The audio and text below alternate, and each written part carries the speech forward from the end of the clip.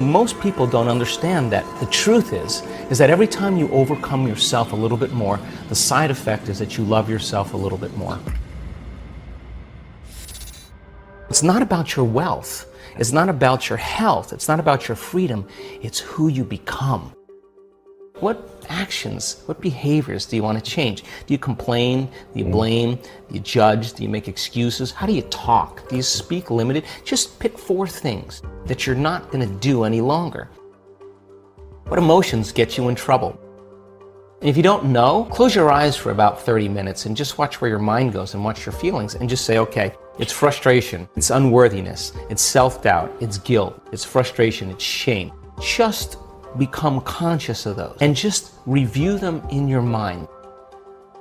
You know, people say, oh, well, you shouldn't focus on the negative. Well, really? That's 95% of who you are. And you got to begin to dismantle or denature that old personality. And that means you're going to have to come up against the cravings that the body has emotionally.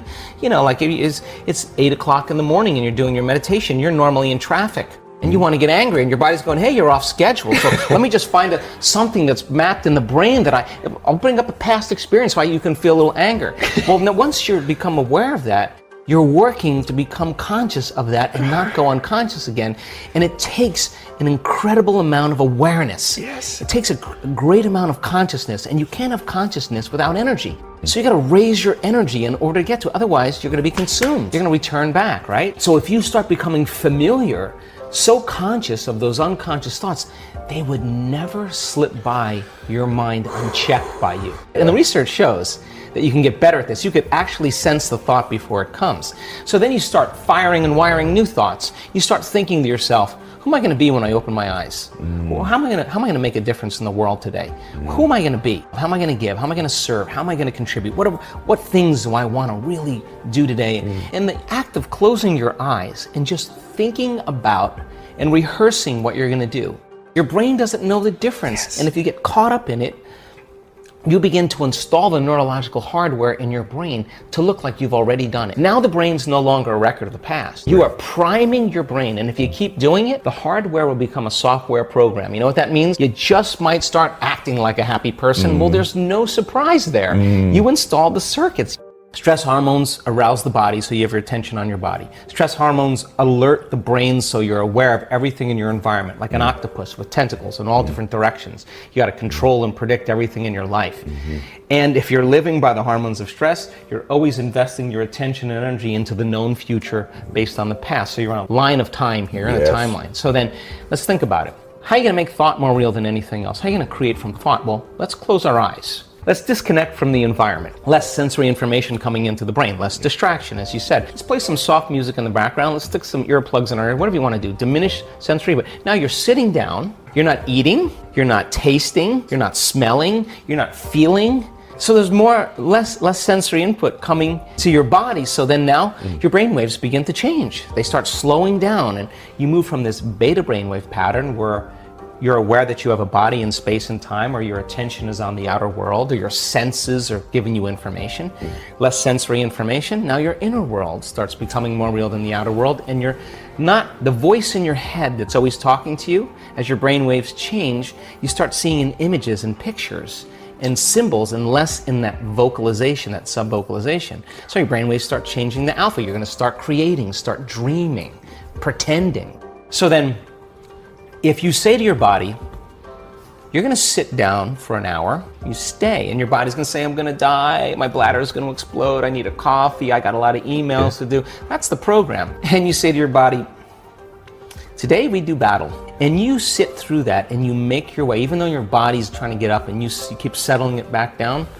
I'm telling you, when you start your day that day, you will be more kind, more loving, less judgmental, more patient, more present, because you're mastering the present moment. That means you're not in the predictable future.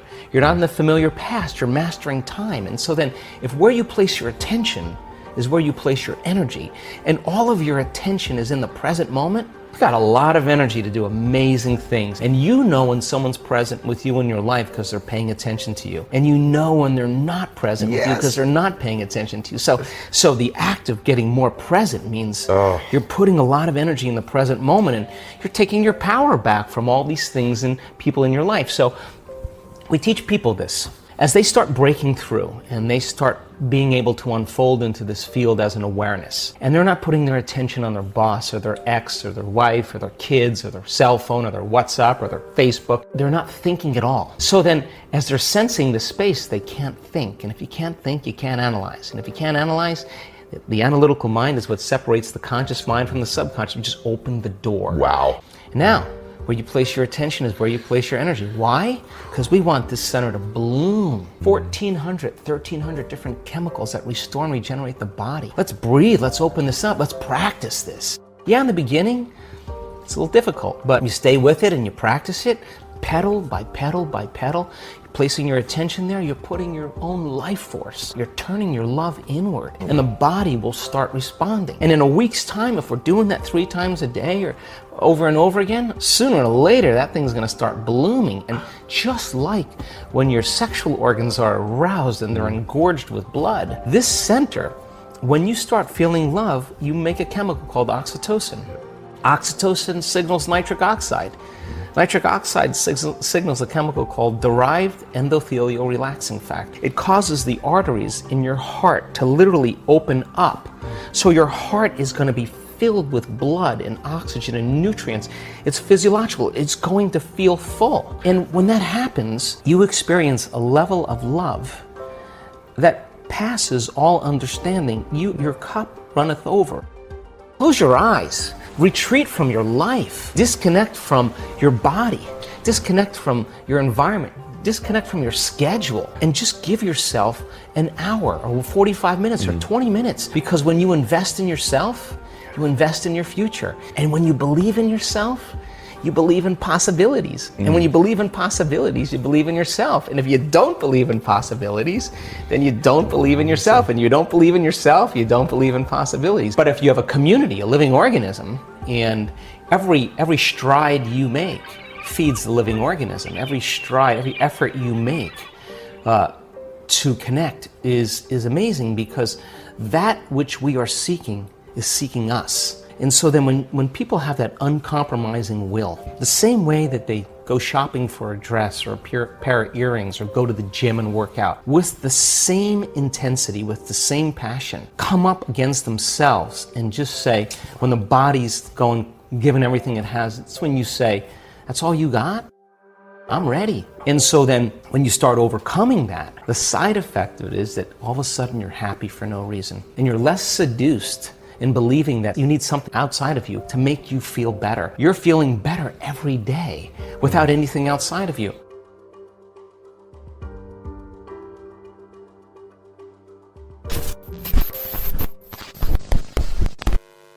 Do you think that you can change the circuits in your brain by thinking about it? So I did this experiment a little ways back.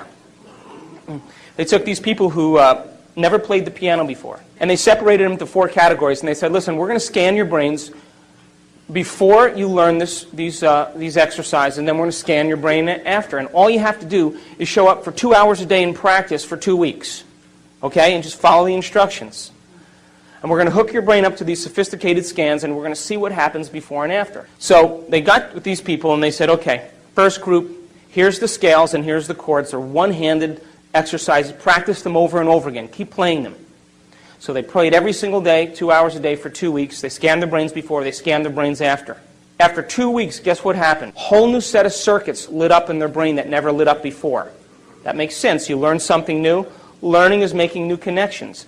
Repeating it over and over again is sustaining or maintaining those connections, and that's called memory. So they memorized what they were doing by physically practicing or personalizing what they learned. Make sense? Standard, simple. They took the second group of people and they said, listen, we want you to play 2 hours a day for 2 weeks. We're going to scan your brain before and after, but you know what we're going to do? We're not going to tell you how to play anything. You just come and do whatever you want. Play whatever you want. So at the end of 2 weeks, guess what happened to them? Nothing. You know why? Because they couldn't remember what they had learned the day before. and they couldn't remember what they played the day before, and they had no structure. They got no instruction and no knowledge to be able to apply it to make some steady circuits. Took the third group of people, they said, listen, don't even show up. Don't even create your day. Same thing. Nothing happens. Last group of people, they said, listen, we want you to come 2 hours a day for 2 weeks. We're going to show you these one-handed exercises. But instead of you physically playing the piano, we want you to mentally rehearse over and over again those exercises. And we know you're going to get tired, so we'll nudge you and we'll keep you awake, but you practice for 2 hours a day and you keep repeating those. At the end of 2 weeks, they rescanned their brain, and guess what happened? Same area of the brain lit up as if they were actually playing the scales. Now, you know what that means? They grew new circuits in their brain just by thinking about it. Just by thinking, just by rehearsing. Now, every time we learn something new, we make new circuits in the brain. If you learn anything new, learning is making a new connection in the brain, new neurological connection. Memory is maintaining or sustaining those connections, keeping them alive. And the only way that we maintain and sustain connections in the brain is by repetition. Repetition allows the neurons to develop a long-term relationship. So these people, every single day, made it the most important thing. They gave up their social engagements. They gave up television. They said, I'm going to mentally rehearse the greatest ideal of myself every single day. And as long as I keep doing it every day, what's going to happen to those circuits? They're going to light up and become the more sustainable circuits to act as a platform of who they will become in the future. During this process of rehearsal, while they were sitting down rehearsing who they were going to be, just like the piano players, rehearsing over and over again, they had long moments where they lost track of time and space. In other words, they became so involved with what they were doing that when they opened their eyes or they lifted up their eye masks or when they turned the lights on in the room, it was 2 hours later and it only seemed like 5 minutes. They were so involved with what they were doing that they lost the feedback of the body, they lost the feedback from the environment, and they lost track of time. And the moment that that happens, geniuses, that's the moment we walk through the door to the quantum field. And that is the moment, by the way, according to neuroscience, that we repattern and rewire the brain. And by the way, guess what part of the brain is the most active when we do that? Frontal lobe, because isn't it true that we're making thought more real than anything else in that moment? And because the frontal lobe is the orchestra leader, it has its connections to the rest of the brain. And what it does is it quiets down the association centers, the thinking centers. It quiets down the motor centers. You don't want to move, you get still. It quiets down the emotional centers. And the only thing that's real is the thought. And when we capture that thought in the frontal lobe, when the frontal lobe captures it, as we hold that thought there, what happens is the rest of the neurons in the brain will pattern and make circuits to capture that thought and reflect it as a footprint of whatever we're focusing on. And when we make new circuits in our brain, by the way, do you think that we'll perceive things that maybe already existed but we never really saw? Do you think that's possible? Do you think that the person who lives practicing being a victim every day gets good at it? Turn that on automatically? Is it natural and second nature? And how will they perceive their world based on how they're wired? So if you made new circuits in your brain, do you think you may process or see things in your reality different because now you're wired to see them? Do you accept that? Yeah. So if I put up a picture of a Monet on the screen up here, and I said to you, isn't that a beautiful picture of what Monet painted? You guys would all say, oh yeah, that's beautiful. And then I took the picture down and I said, did you guys know anything about Monet? Do you know that he spent 44 years of his life teaching himself how to see things differently?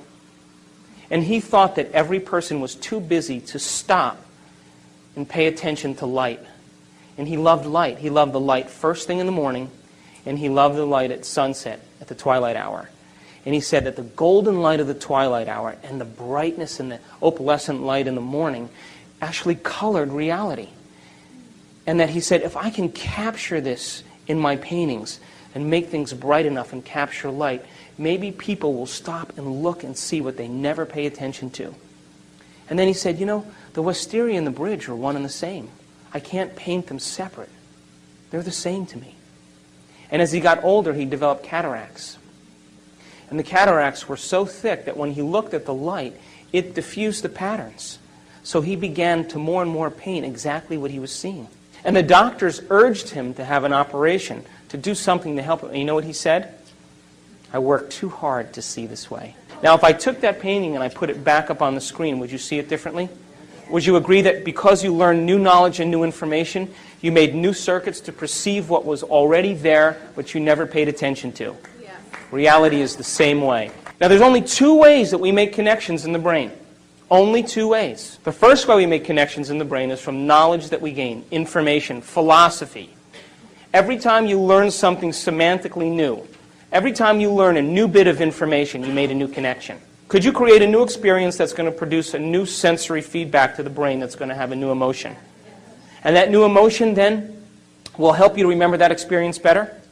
And so can you picture in the quantum field future experiences that you would like to have that have nothing to do with survival? Yes.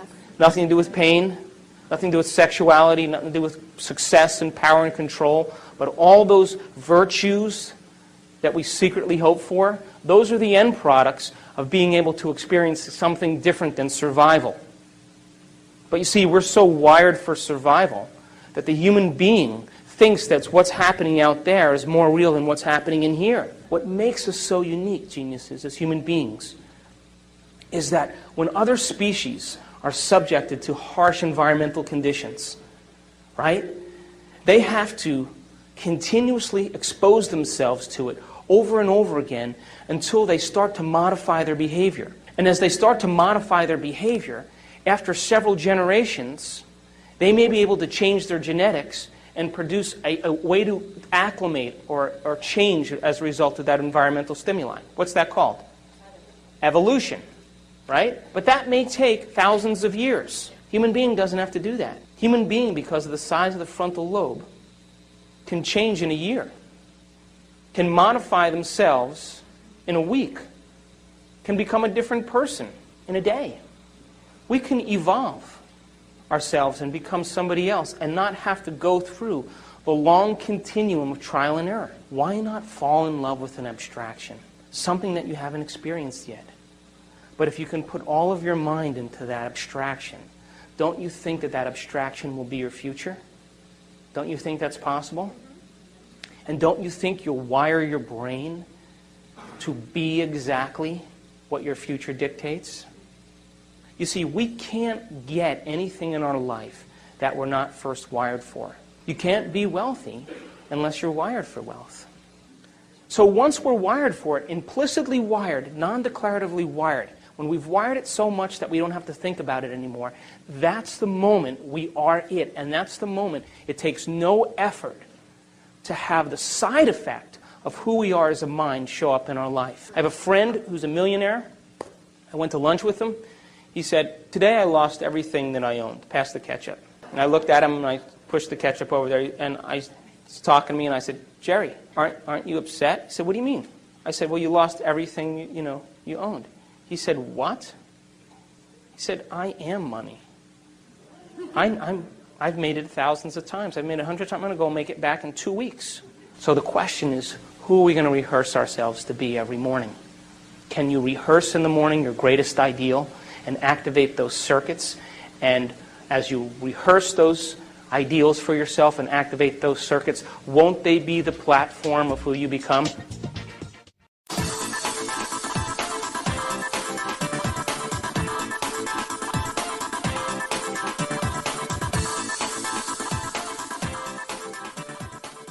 I think people right now, because they're so informed, are beginning to realize it's not enough to just know, that this is a time in history to know how. We have never, in all the studies we've done, we've never seen people be able to change their brainwaves as quickly and as efficiently as this particular group. The scale is off the charts. 80% of our participants had a more than 90% change in their brain for the better in 4 days, to create more heart coherence so that you can self-regulate your emotional state independent of what's going on in your outer environment. And so we've kind of narrowed it down to a formula. So the evidence that we're seeing in our scientific measurements sits on this side. And it's objective. It's not just subjective. You saying, oh, I feel better at the end of the event. No, well, we have science to prove that it's not just in your mind. It's in your brain. It's not just in your mind. It's in your body, right? And then there's this other arena that's starting to unfold that's actually surprising me on a daily basis. And I'm so changed because of it, because in our week-long events, we're witnessing miracles of biblical proportion. And I'm talking about blind people seeing, deaf people hearing, tumors shrinking, MS, huge changes, people with crutches and walkers or walking without them. I mean, we're seeing very significant changes taking place. For the people that this is making a lot of sense to, but they're still stuck in this daily routine, and logically this all makes sense, how do you get people to like make that first step where they can maybe have that one day or that 1 hour where they're like, wow, I actually just took everything Dr. Joe said and I see a little bit of evidence. Maybe I can now take the next step and the next step. Yeah. If you can't think greater than how you feel, we've studied the brain scans of people who are thinking in a meditation within some disturbing emotion. And 100% of the time, Brian, they make their brain worse. They are driving it further into higher beta brainwave patterns because, first of all, the arousal of the stress hormones is causing you to become overly analytical, and analysis isn't going to do it. Even the insight from analysis isn't going to change it. And then secondly, the emotion is a record of the past, so you're thinking in the past. The solution is getting beyond it. So breaking that cycle is shorten the refractory period of those emotional reactions is the gift, right? And I don't care that you react. The question is, how long are you going to react, right? That's the fundamental question. We have seen dramatic, and I mean dramatic changes in people's health instantaneously, because it's not matter that emits a field. When you study the science, it's the field that creates matter. If you change the field, you're going to change matter, and that just takes a change in belief, because most people think they need to change the matter, they need to change the tumor. It's not your job to change the tumor. That's matter to matter. You have to change the pattern or the information in the field. I think the best way to say it is, if you're not defined by a vision of the future, you're left with the memories of the past. And people literally believe in their past more than they believe in their future. That's why they talk about their past more than they talk about their future. People romance their past. They're more in love with their past than they are in love with the future. And people who actually create amazing things in their life just were more in love with their future, and they kept it alive in their mind every day. And they, like feeding a plant or a garden, they're tending to that future every single day, and the delight that comes with it, and the excitement that comes with it, and the emotions that come with it, cause them to literally change their brain and body over time to begin to look like the future has already happened. Now think about that. If there's evidence in your brain and body by thought alone, evidence that looks like you've already experienced your future, what does that mean? It's already happened. So relax, because it's going to find you, and it's going to come in a way that you least expect. That's the beauty behind this. If you could predict it, it's nothing new. It's got to surprise you. The brain learns by mistakes and surprises. So why not be surprised by an unknown coincidence or opportunity or synchronicity? And the moment you notice what you did inside of you that produced that effect outside of you, you're going to pay attention to what you did, and you're going to do it again, and you're going to believe less that you are the victim of your life. You know, someone or something is controlling your feelings and thoughts. So all of a sudden realizing your feelings and thoughts begin to create an outcome in your life. I think that experience then causes a human being to feel empowered.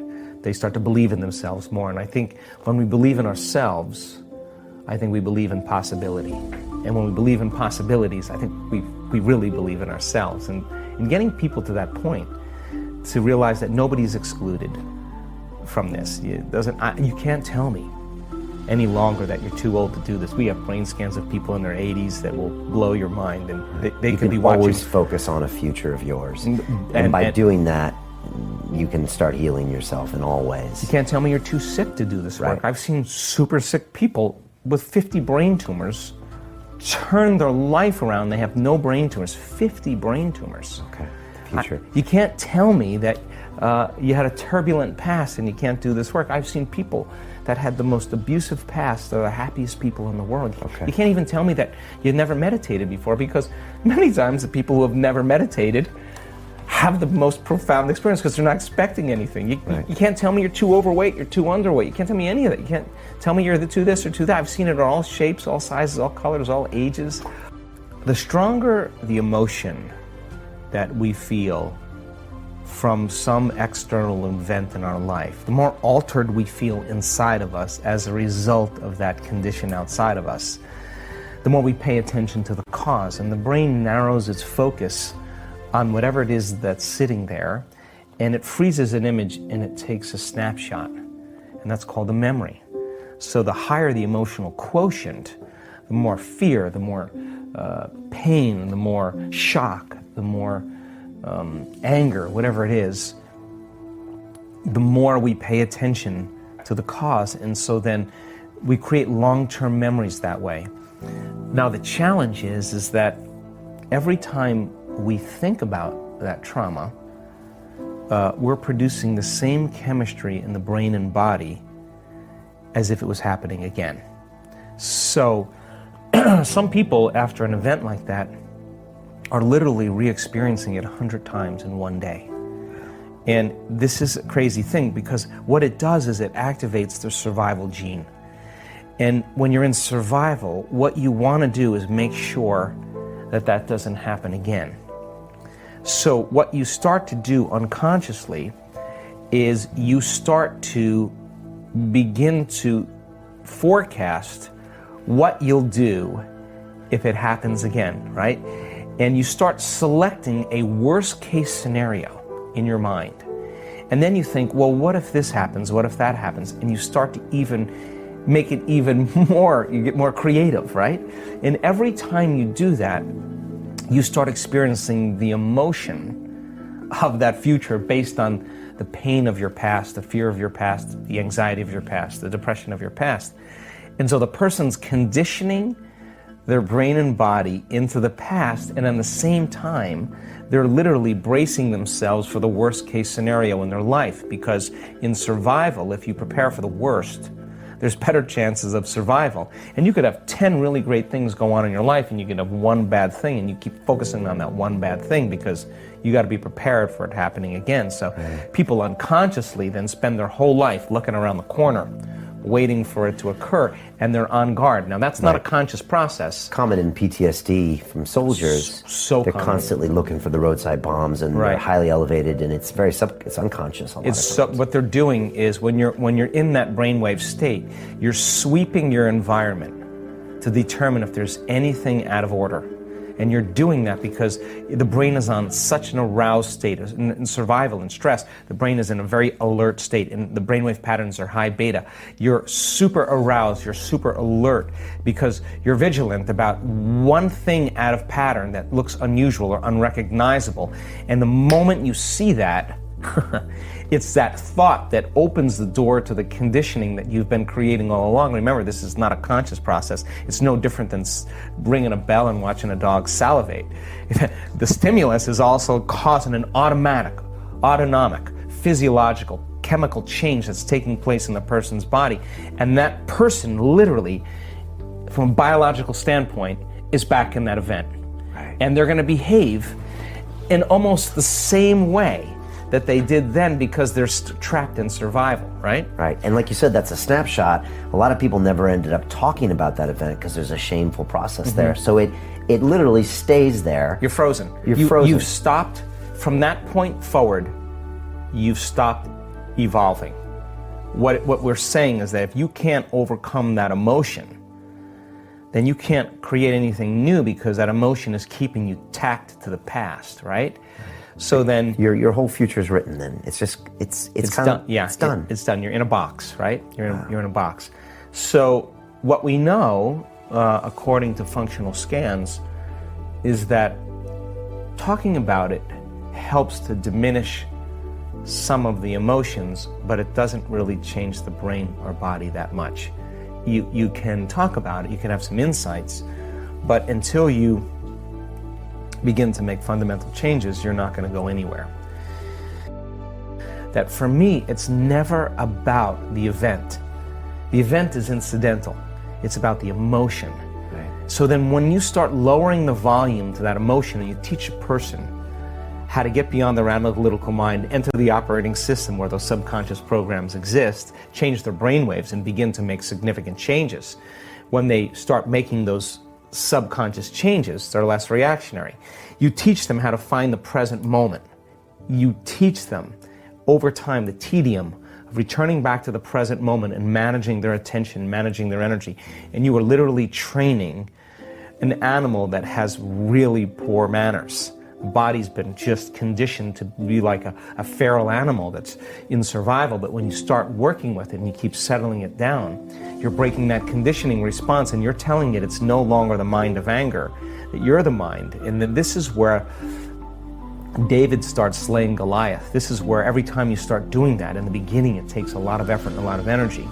But if you keep practicing, we have so many brain scans that show so many people healing from anxiety and depression. You can't be anxious if you're in the present moment.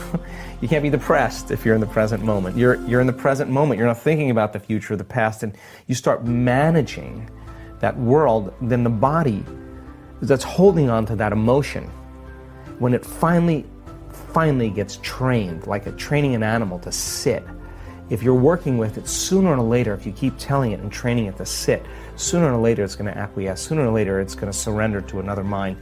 And when that happens, boom, there's this liberation of energy.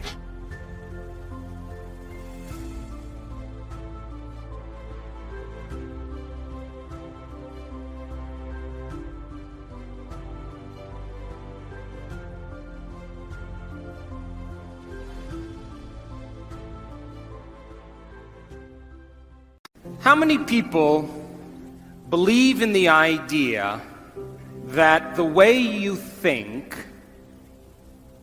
has some effect on your life? That your thoughts are intimately connected to your future?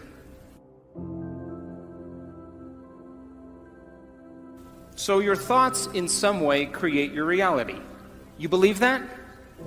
So how many people in this audience have a clear vision of their future?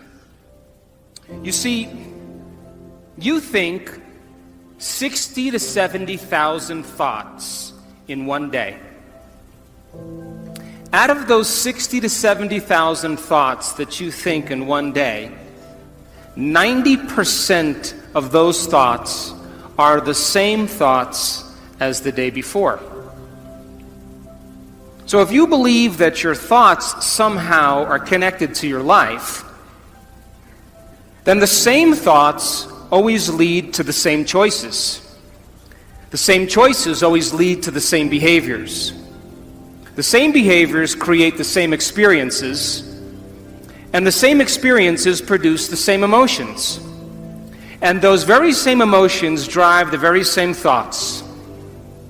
And your biology, your neurocircuitry, your neurochemistry, your neurohormones, and even your genetic expression is equal to how you think, how you act, and how you feel. And how you think, how you act, and how you feel is called your personality. And your personality creates your personal reality. That's it. So then, if you wanted to create a new personal reality, a new life, then you would have to start thinking about what you've been thinking about and change it. You would have to become aware of your unconscious thoughts and observe them. You would have to pay attention to your automatic habits and behaviors and modify them. And you would have to look at the emotions you live by every single day that are connected to your past and decide if those emotions belong in your future. You see, most people try to create a new personal reality as the same personality, and it doesn't work. You literally have to become someone else. So your brain is organized to reflect everything you know in your life. Your brain is a record of the past. It's an artifact of all the things you've learned and experienced to this moment. So if you wake up every morning and get out of bed on the same side, shut the alarm clock off with the same finger, shuffle into the bathroom and use the toilet like you always do, go and get a cup of coffee and drink coffee out of your favorite mug, then get in the shower and wash yourself off in the same routine way, drive to work, get to work, see the same people that push the same emotional buttons, do the same things that you've memorized and do so well, then hurry up and go home, and hurry up and check your emails, and hurry up and check your Facebook, then hurry up and go to bed. Here's my question. Did your brain change at all that day? We could say that you were thinking the same thoughts, performing the same unconscious actions, living by the same emotions, but secretly expecting your life to change. So there's a principle in neuroscience. And the principle says, nerve cells that fire together wire together. So if you're thinking the same thoughts, making the same choices, demonstrating the same behaviors, reproducing the same experiences that stamp the same networks of neurons into the same patterns, and then produce the same emotions, you're going to hardwire your brain into a very finite signature. Because as you fire and wire the same circuits in the same way, those circuits begin to become more connected. And by the time you're 35 years old, this is science now, we become a set of memorized behaviors, unconscious habits, automatic emotional reactions, beliefs and perceptions, and even attitudes that function just like a computer program. And if you do something over and over and over again, the repetition of those actions over time conditions your body to know how to do it well, better than your mind. And a habit is when your body knows better than your mind, where you've done something so many times that the body now knows how to do it better than the brain. And so 95% of most people's behaviors, attitudes, thoughts, beliefs, emotional reactions are subconscious programs. So why is that important? Because you're here this week to learn new information. And every time you learn something new, you make new connections in your brain. That's what learning is. Learning is forging new synaptic connections. Physical evidence as a result of your interaction in the environment and the footprints of consciousness is called learning, making new connections. And the Nobel Prize laureate Kandel in the year 2000 found that when people learned one bit of information, they doubled the number of connections in their brain from 1,300 connections to 2,600 connections. But if they didn't review that information, if they couldn't repeat it, if they couldn't remember it, those circuits pruned apart in hours or days. So if learning is making new synaptic connections, then remembering is maintaining and sustaining those connections. And you are here this week to learn vital information about creating a future and be defined by a vision of the future instead of the memories of the past. Because if you are not defined by some vision that is bigger than you, and you are not passionate about that vision, then you're left with the old hardware of the past in your brain, and you will be predictable in your life. So would you agree then? New thoughts, new information should lead to new choices. New choices should lead to new behaviors. And new behaviors should create new experiences. And new experiences should produce new emotions. And those new emotions should drive new thoughts. And that's called evolution. So if your brain is a record of the past, and you don't have a vision of the future, then you are living in the past. And you will never arrive at that new future. So then if you wake up in the morning and you are not being defined by a vision that's bigger than you, and it doesn't get you out of bed and inspire you into possibility, and you get up living from the old hardware of the past and the old emotions stored in your body, do you know what's going to happen to you? You're going to wake up and you're going to open your eyes and you're going to see the same people and go to the same places and do the exact same thing at the exact same time. And the moment you open your eyes, all of a sudden now, it's your external environment that's controlling how you think and feel. Because you have a neurological network in your brain for every person you know, every place that you go, everything that you own, everything that you do. And the moment you open your eyes and you see the same people and go to the same places and do the exact same thing at the exact same time, it's your external environment that's turning on different circuits in your brain, causing you to think equal to everything that you know. And you told me you believe that your thoughts have something to do with your destiny.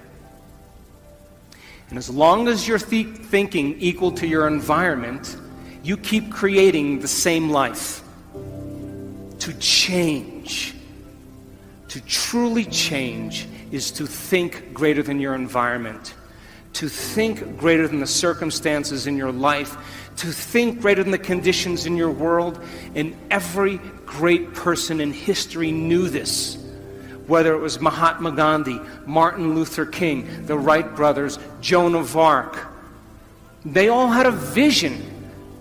Couldn't see it, couldn't smell it, couldn't taste it, couldn't feel it, but it was alive in their mind. It was so alive in their mind that they began to live as if that future reality was happening in the present moment. And so the moment you stop making the same choices that you always make, get ready, because it's going to be uncomfortable. And that's the moment you're heading towards the new self. And we call it stepping into the river of change. But now, remember, 95% of who you are is your body as the mind. You know, you've done something enough times that your body does it better than your brain. So you may actually complain unconsciously because your body does it all the time. And all of a sudden you say, no complaining, no more blaming, no more feeling sorry for myself, no more talking about other people. I'm going to stop. You know what happens, don't you? The body starts sending signals to the brain. The body's been conditioned that way. And all of a sudden, you start hearing the thoughts in your head that say, why don't you start tomorrow? Tomorrow's a better day. This is too hard for me. I can't change.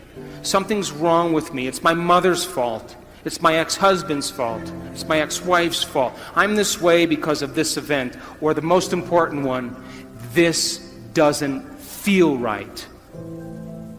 And the moment you respond to that thought as if it's true, that thought leads to the same choice, which leads to the same behavior, that creates the same experience, that produces the same emotion, and the person says, this feels right.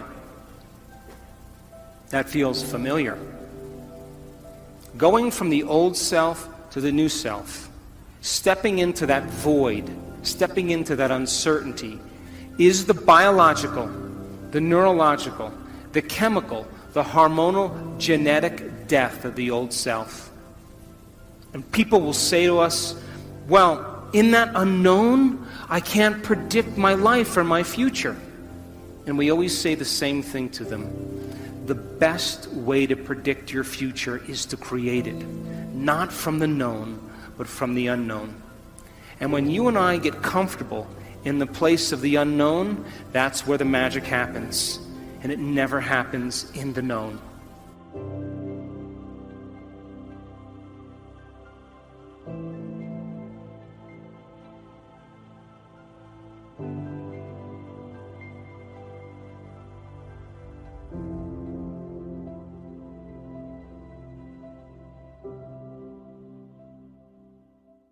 My guest today is Dr. Joe Dispenza, the New York Times bestselling author, international lecturer, researcher, and educator.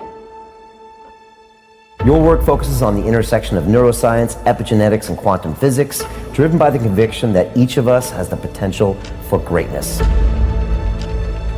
You specialize in teaching people to rewire their brains and recondition their bodies to make lasting changes. Dr. Joe, welcome back to London.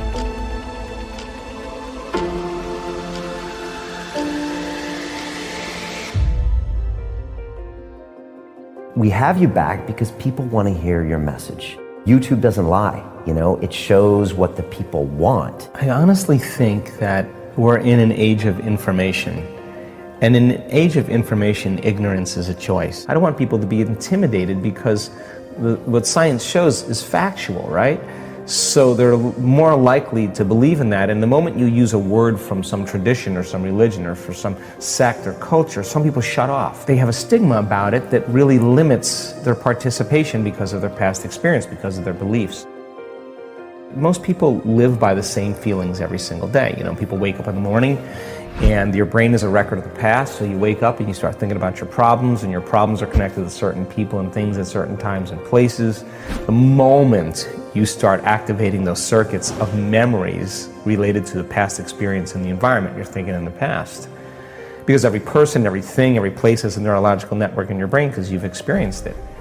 The end product of an experience is an emotion, so when you start thinking about your problems, you start feeling the emotions associated with them. You start feeling unhappy. So your thoughts are the vocabulary of your brain, your feelings are the vocabulary of your body. How you think and feel creates your state of being. So most people start their day, every single day, reaffirming their entire state of being in the familiar past. Then they rush to the predictable future, right? And this is probably 99.99% of humans in the world wake up. In doing that unconscious and habitually. So then they go through the same routine behaviors that they've been doing for the last 5 years. In their habitat is reinforcing their habits, and they're going through a series of unconscious choices, behaviors, experiences, and emotions. They do that for 10 years. They're on autopilot, and their body's dragging them into a predictable future based on what they did in the past, and they've, in a sense, lost their free will to a program. I assert if you're not in the present moment, you're running a program. So if a person's living by guilt and they don't know it's guilt because it just feels like they've been feeling that way every single day or suffering, and those emotions are driving their thoughts, and if they can't think greater than how they feel, and feelings and emotions are a record of the past or thinking in the past. If you think you're a failure, you feel like a failure. Once you feel like a failure, you think you're more of a failure. And people get caught in these loops. Okay, and when I'm stuck in my anger loop, I need to use another emotion to get myself out of that, not the analytical thinking. Well, just ask yourself this question. Who is that anger hurting? Me and everyone around me. Yeah, so first your body, right? Because there's some toxicity in the long term effect. Short term, it's fine. But if you're caught in the rush of anger over and over again, well, you're downregulating the gene, right? And if you're thinking about the problem, check this out. You're thinking about the problem and it's creating the response of anger. You're conditioning your body to become the mind of anger. In other words, conditioning just takes a thought or an image and a feeling or an emotion. So every time you do that, you're conditioning your body to become more dependent on anger. So what you have to do is you have to remember. That means then you would have to apply some type of exercise or some type of skill to stop, close your eyes, work on your breathing, elevate your emotional state. Remember the feelings of your future instead of the feelings of your past. In other words, if you're creating a wonderful future and you feel the emotions of that future and you feel like you're connected to the energy of your future, the moment you get angry and frustrated, you just disconnected from the energy of your future, and now you're back to the energy of your past, and don't expect anything to change. But that's okay. It's not a bad thing. We're human, right? But you take a moment and say, what's more important, this or my future? Okay, give me a minute. It's going to take me a little bit. It may take me an hour to get past the chemicals, but let's go. Okay. And so people are starting to do that more and more, and the reality that they're perceiving is incidental now compared to what they're creating in their future. So they're reacting less to their environment, and they're investing more of their attention and energy into a new future. So it's all about that future, and yet most of us live our lives in the past, and everything is based on the past, and we're all triggered on these past pieces. Sure. The best way to say it is, if you're not defined by a vision of the future, you're left with the memories of the past. And people literally believe in their past more than they believe in their future. That's why they talk about their past more than they talk about their future. People romance their past and more in love with their past than they are in love with the future. And people who actually create amazing things in their life just were more in love with their future, and they kept it alive in their mind every day. And they, like feeding a plant or a garden, they're tending to that future every single day, and the delight that comes with it and the excitement that comes with it and the emotions that come with it cause them to literally change their brain and body over time to begin to look like the future has already happened. Now think about that. If there's evidence in your brain and body by thought alone, evidence that looks like you've already experienced your future, what does that mean? It's already happened. So relax, because it's going to find you, and it's going to come in a way that you least expect. That's the beauty behind this. If you could predict it, it's nothing new. It's got to surprise you. The brain learns by mistakes and surprises. So why not be surprised by an unknown coincidence or opportunity or synchronicity? And the moment you notice what you did inside of you that produced that effect outside of you, you're going to pay attention to what you did, and you're going to do it again, and you're going to believe less that you are the victim of your life. You know, someone or something is controlling your feelings and thoughts. So all of a sudden realizing your feelings and thoughts begin to create an outcome in your life. I think that experience then causes a human being to feel empowered. They start to believe in themselves more. And I think when we believe in ourselves, I think we believe in possibility. And when we believe in possibilities, I think we really believe in ourselves. And getting people to that point, to realize that nobody's excluded from this. You can't tell me any longer that you're too old to do this. We have brain scans of people in their 80s that will blow your mind, and they could be watching. Always focus on a future of yours, and by doing that, you can start healing yourself in all ways. You can't tell me you're too sick to do this work. I've seen super sick people with 50 brain tumors turn their life around. They have no brain tumors, 50 brain tumors. You can't tell me that you had a turbulent past and you can't do this work. I've seen people that had the most abusive past are the happiest people in the world. You can't even tell me that you've never meditated before, because many times the people who have never meditated have the most profound experience because they're not expecting anything. You can't tell me you're too overweight, you're too underweight. You can't tell me any of that. You can't tell me you're too this or too that. I've seen it in all shapes, all sizes, all colors, all ages. You mentioned the abusive past. And I would love it if we could talk a little bit about trauma today. When you see people go through trauma, Joe, do you see sometimes that some of that is passed through DNA, through culture, and then how do you end up? Because you must have a whole room full of people with different traumas, physical, emotional. How do you look at that phenomenon, and how do you get people talking about that? The stronger the emotion that we feel from some external event in our life, the more altered we feel inside of us as a result of that condition outside of us, the more we pay attention to the cause. And the brain narrows its focus on whatever it is that's sitting there, and it freezes an image and it takes a snapshot. And that's called a memory. So the higher the emotional quotient, the more fear, the more pain, the more shock, the more anger, whatever it is, the more we pay attention to the cause. And so then we create long-term memories that way. Now the challenge is that every time we think about that trauma, we're producing the same chemistry in the brain and body as if it was happening again. So some people, after an event like that, are literally re-experiencing it 100 times in one day. And this is a crazy thing, because what it does is it activates the survival gene. And when you're in survival, what you want to do is make sure that that doesn't happen again. So what you start to do unconsciously is you start to begin to forecast what you'll do if it happens again, right? And you start selecting a worst case scenario in your mind. And then you think, well, what if this happens? What if that happens? And you start to even make it even more, you get more creative, right? And every time you do that, you start experiencing the emotion of that future based on the pain of your past, the fear of your past, the anxiety of your past, the depression of your past. And so the person's conditioning their brain and body into the past, and at the same time, they're literally bracing themselves for the worst case scenario in their life, because in survival, if you prepare for the worst, there's better chances of survival. And you could have 10 really great things go on in your life, and you could have one bad thing, and you keep focusing on that one bad thing because you got to be prepared for it happening again. So people unconsciously then spend their whole life looking around the corner, waiting for it to occur, and they're on guard. Now that's not a conscious process. Common in PTSD from soldiers. So they're common. Constantly looking for the roadside bombs, and they're highly elevated, and it's very it's unconscious a lot of times. What they're doing is, when you're in that brainwave state, you're sweeping your environment to determine if there's anything out of order. And you're doing that because the brain is on such an aroused state. In survival and stress, the brain is in a very alert state, and the brainwave patterns are high beta.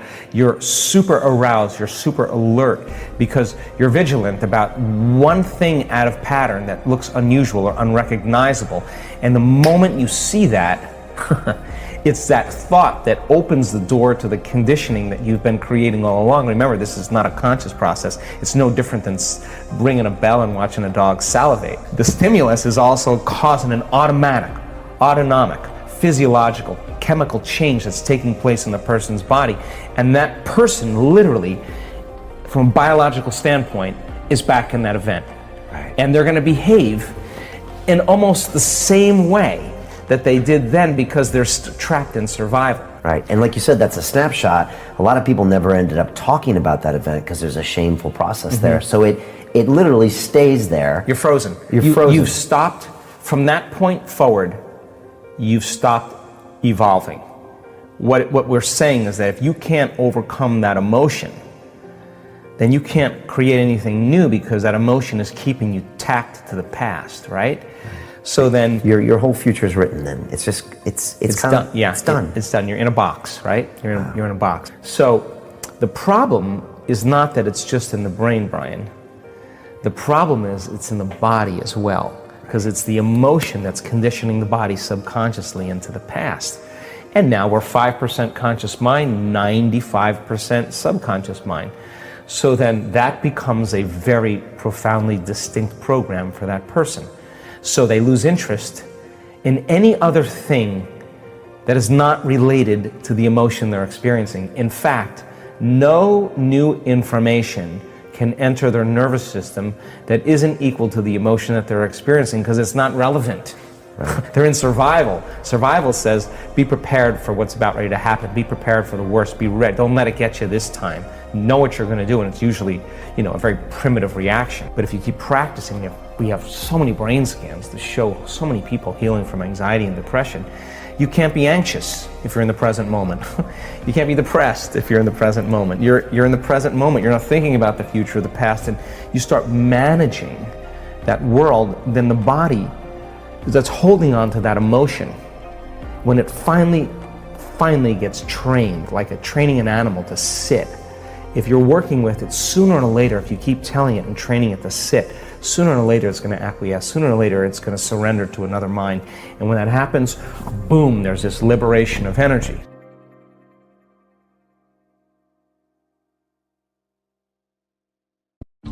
When you strike it and you hit it, it is the most incredibly electric feeling you will ever have. It is the most familiar, unfamiliar feeling you will ever have. You will swear that you are ancient in that moment. You will feel it in every single cell of your body. And I mean like a vibration, a coherence where your body becomes electric. If you close your eyes and you begin to think about doing something, you're an athlete, you understand this. If you're a background in football and you are running a pattern or you are doing something, you would rehearse it in your mind. Yeah. Turns out that the act of mentally rehearsing something when you're truly present, your brain does not know the difference between what's going on out there and what's going on in here. In fact, your brain will begin to look like you've been doing it for the last 5 days and you've never run the course. So now your brain is no longer a record of the past, because typically it is. Now it's a map to the future. So now you're priming your brain. So that became the very platform. You know, experiments with piano players. You know, you take a group of people that never played the piano before, you divide them into 2 different categories.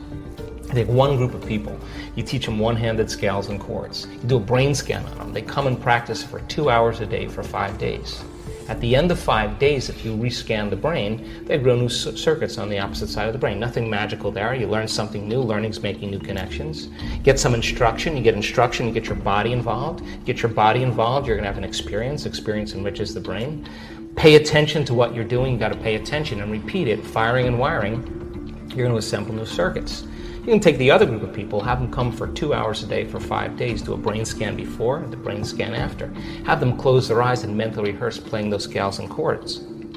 At the end of 5 days, they'll grow the same amount of circuits in their brain as the people who actually physically demonstrated the action. What does that mean?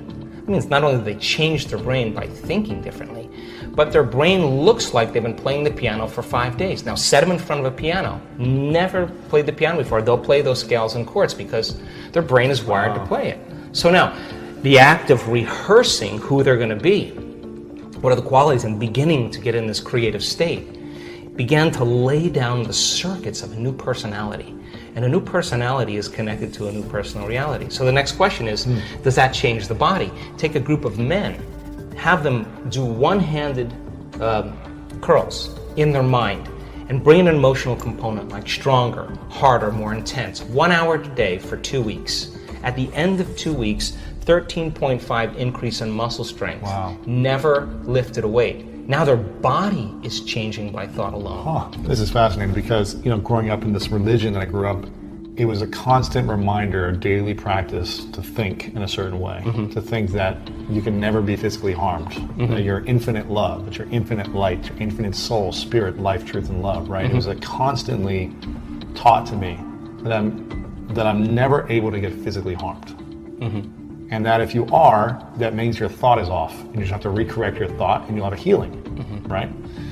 It's a little extreme for some because, and if you're not, you know, well practiced in it, and if you don't know how to really manage the thoughts and train, then you can hurt yourself. Yeah, exactly. You can really hurt your body, and that's, you know, it happened. Right? Yeah. It happened for times. But I use this, you know, philosophy, strategy, technique, idea in sports. And I would rehearse constantly, like you talked about, I was constantly rehearsing the games, what I wanted to create for the season, for my body, for my life. And it just seemed like it would always happen. And I remember I would watch game film of world record holders in track and field and football and watch them every single night and mentally rehearse the same movements they would have before I would fall asleep.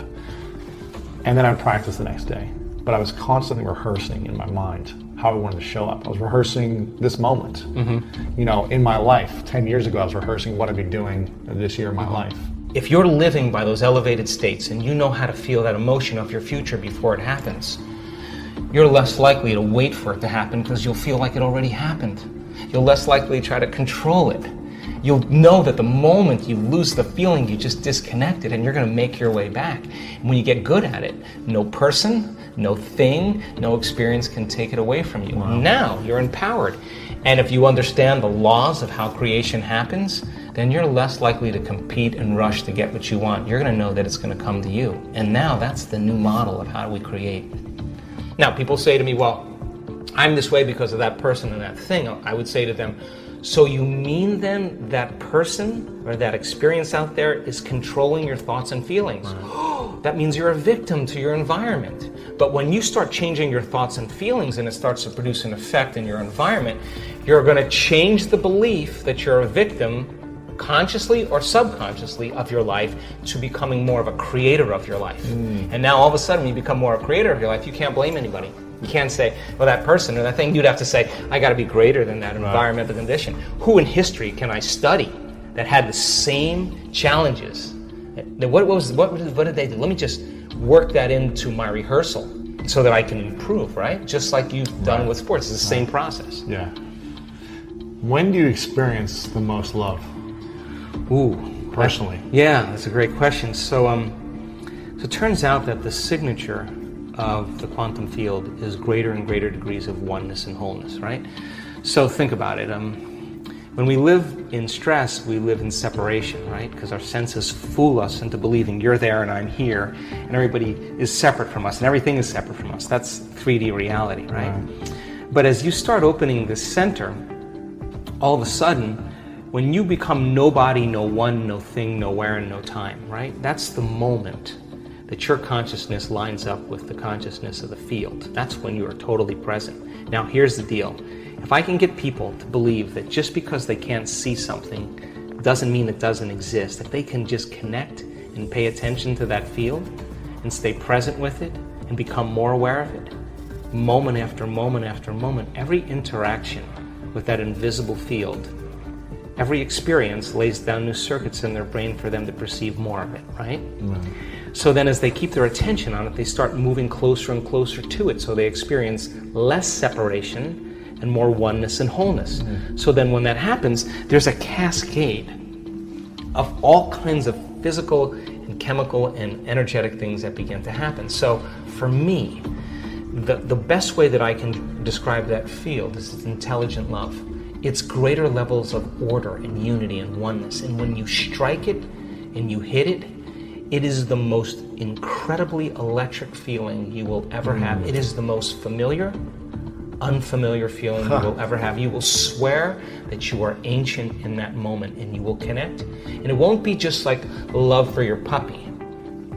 You will feel it in every single cell of your body. And I mean like a vibration, a coherence where your body becomes electric. And the only way we can describe that is love. You taste that one time. You want it all the time. Oh, here's what I say. I always say, the first time it happened to me, and every time since, when I come back to my senses, I always say the same thing. Joe Dispenza, you got this all wrong. Because some veneer, some conditioning is lifted. You start realizing that the way you think life isn't that way.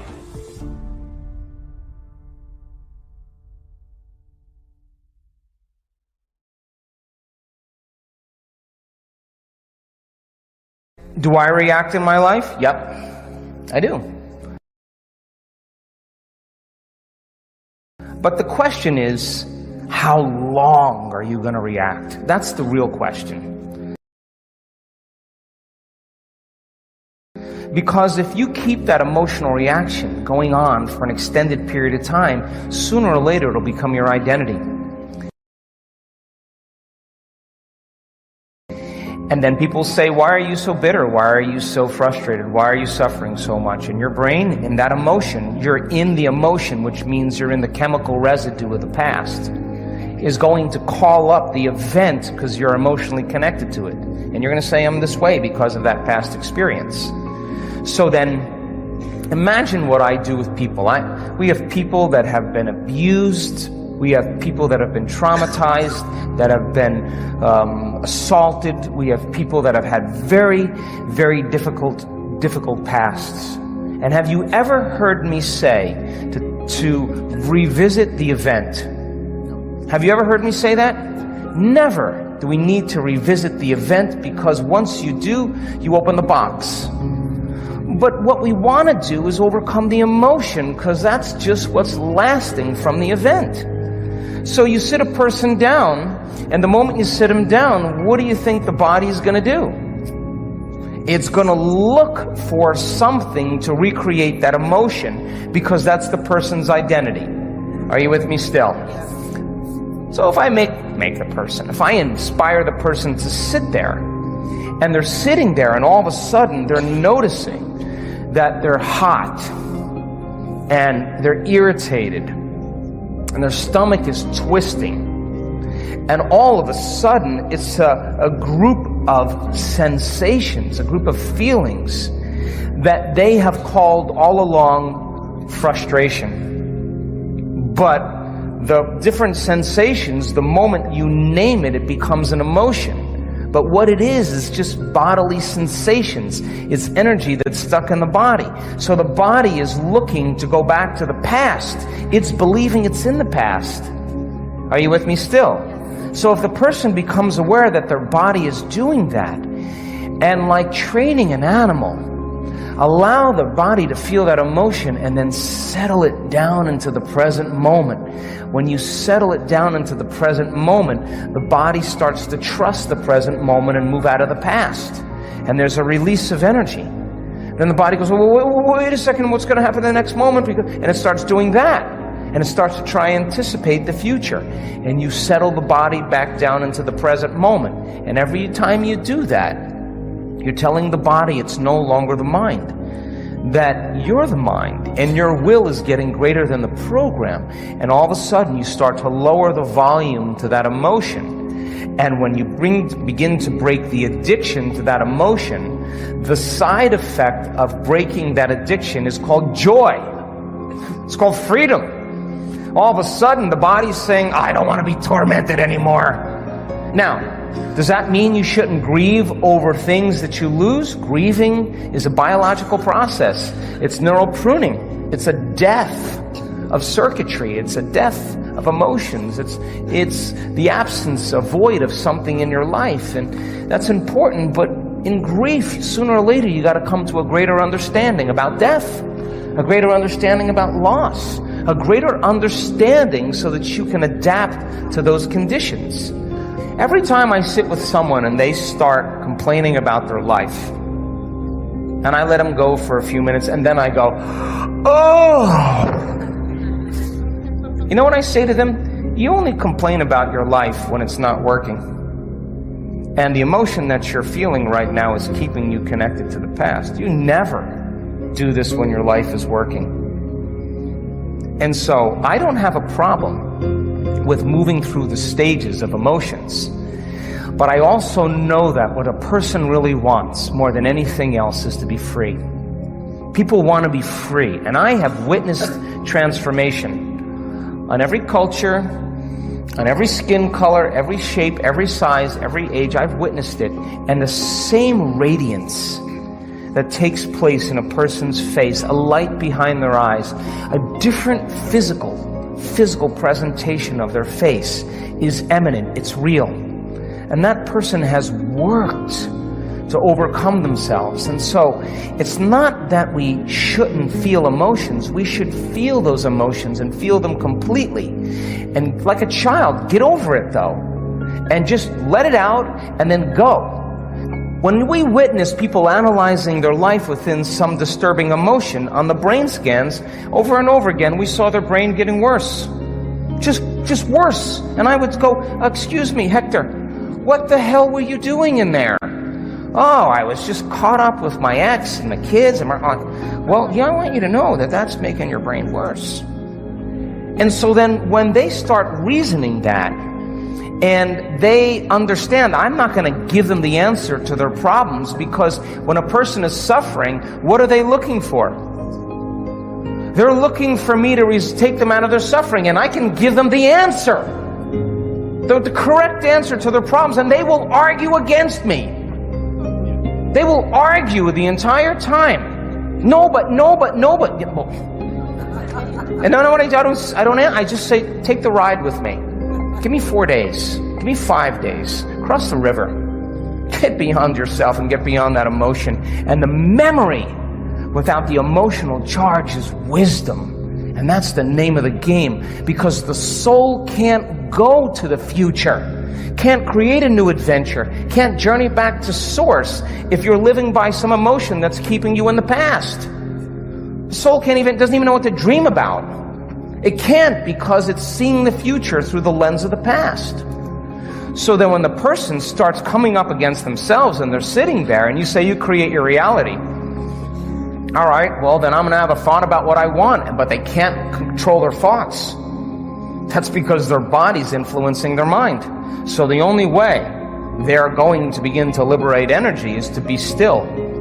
and to know that they're God, to be greater than their body. And every time they settle it back into the present moment, they're lowering the volume to that emotion, and now they become the mind.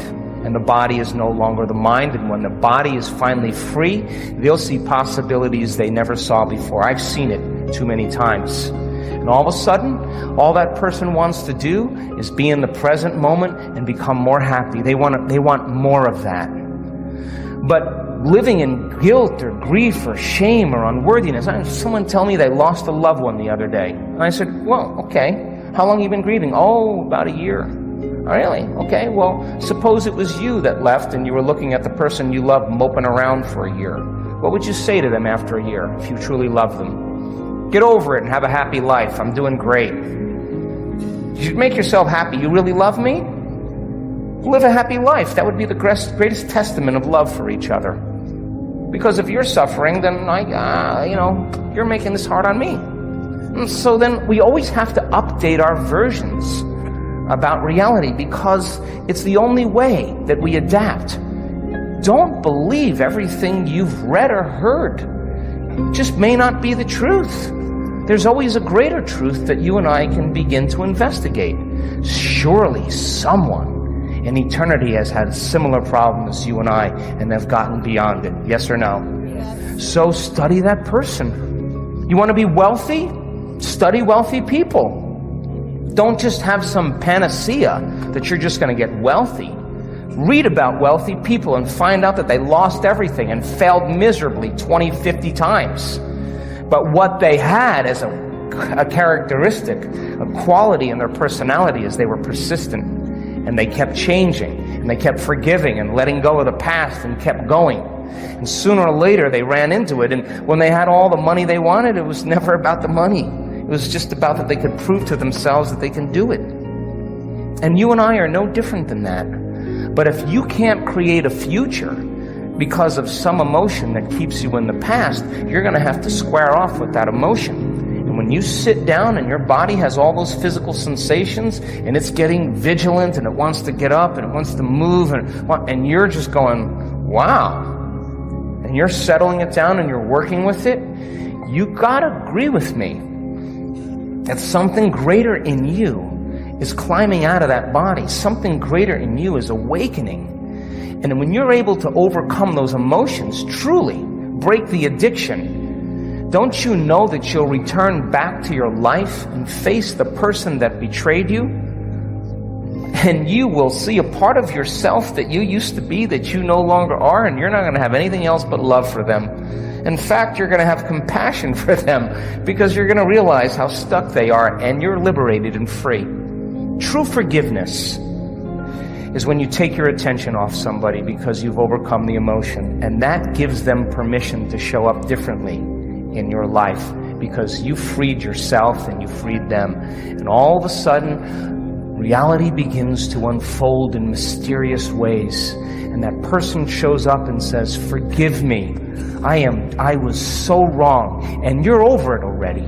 And you're just like, go on with it, man. I'm in a new life.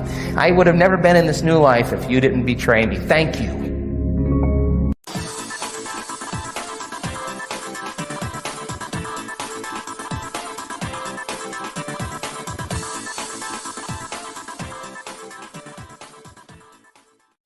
The first 2 years of a child's life, their brainwaves are basically in delta. So they're asleep with their eyes open. And as they begin to interact with their environment, their brainwaves change to theta. And theta is kind of like that twilight state where you have mystical experiences. But the first 6 years of a child's life, they're completely in their subconscious mind because that's what those brainwave patterns do. And as a result of it, all of their attention is on their inner world of feelings. So they have experiences that happen to them. And when the experience happens, they pay attention to their feelings. That's the primary modus for them. And then when they feel altered, they begin to look through their senses outside of them to see who or what caused it. And that event in and of itself is called an associative memory. So for the first 6, 7, 8, 9 years of our lives, as our brainwaves move into alpha and then ultimately into beta, When we get to beta, we're pretty much developed an analytical mind. And the analytical mind then serves as a filter or a barrier to separate the conscious mind from the subconscious mind. But that experience, though, is encoded in a memory system called an implicit memory system. It's stored in our subconscious. So then we don't know why we behave the way we do the rest of our lives because of events that have happened to us, but we're operating at a very fundamental level equal to the emotion that we've experienced. Another way to say that is, the moment you get in situations that bring up similar emotions that have branded you from the past, you return back to that 7-year-old child. And you behave in very limited ways because that's all you know, right? No one ever instructed you how to learn and to grow.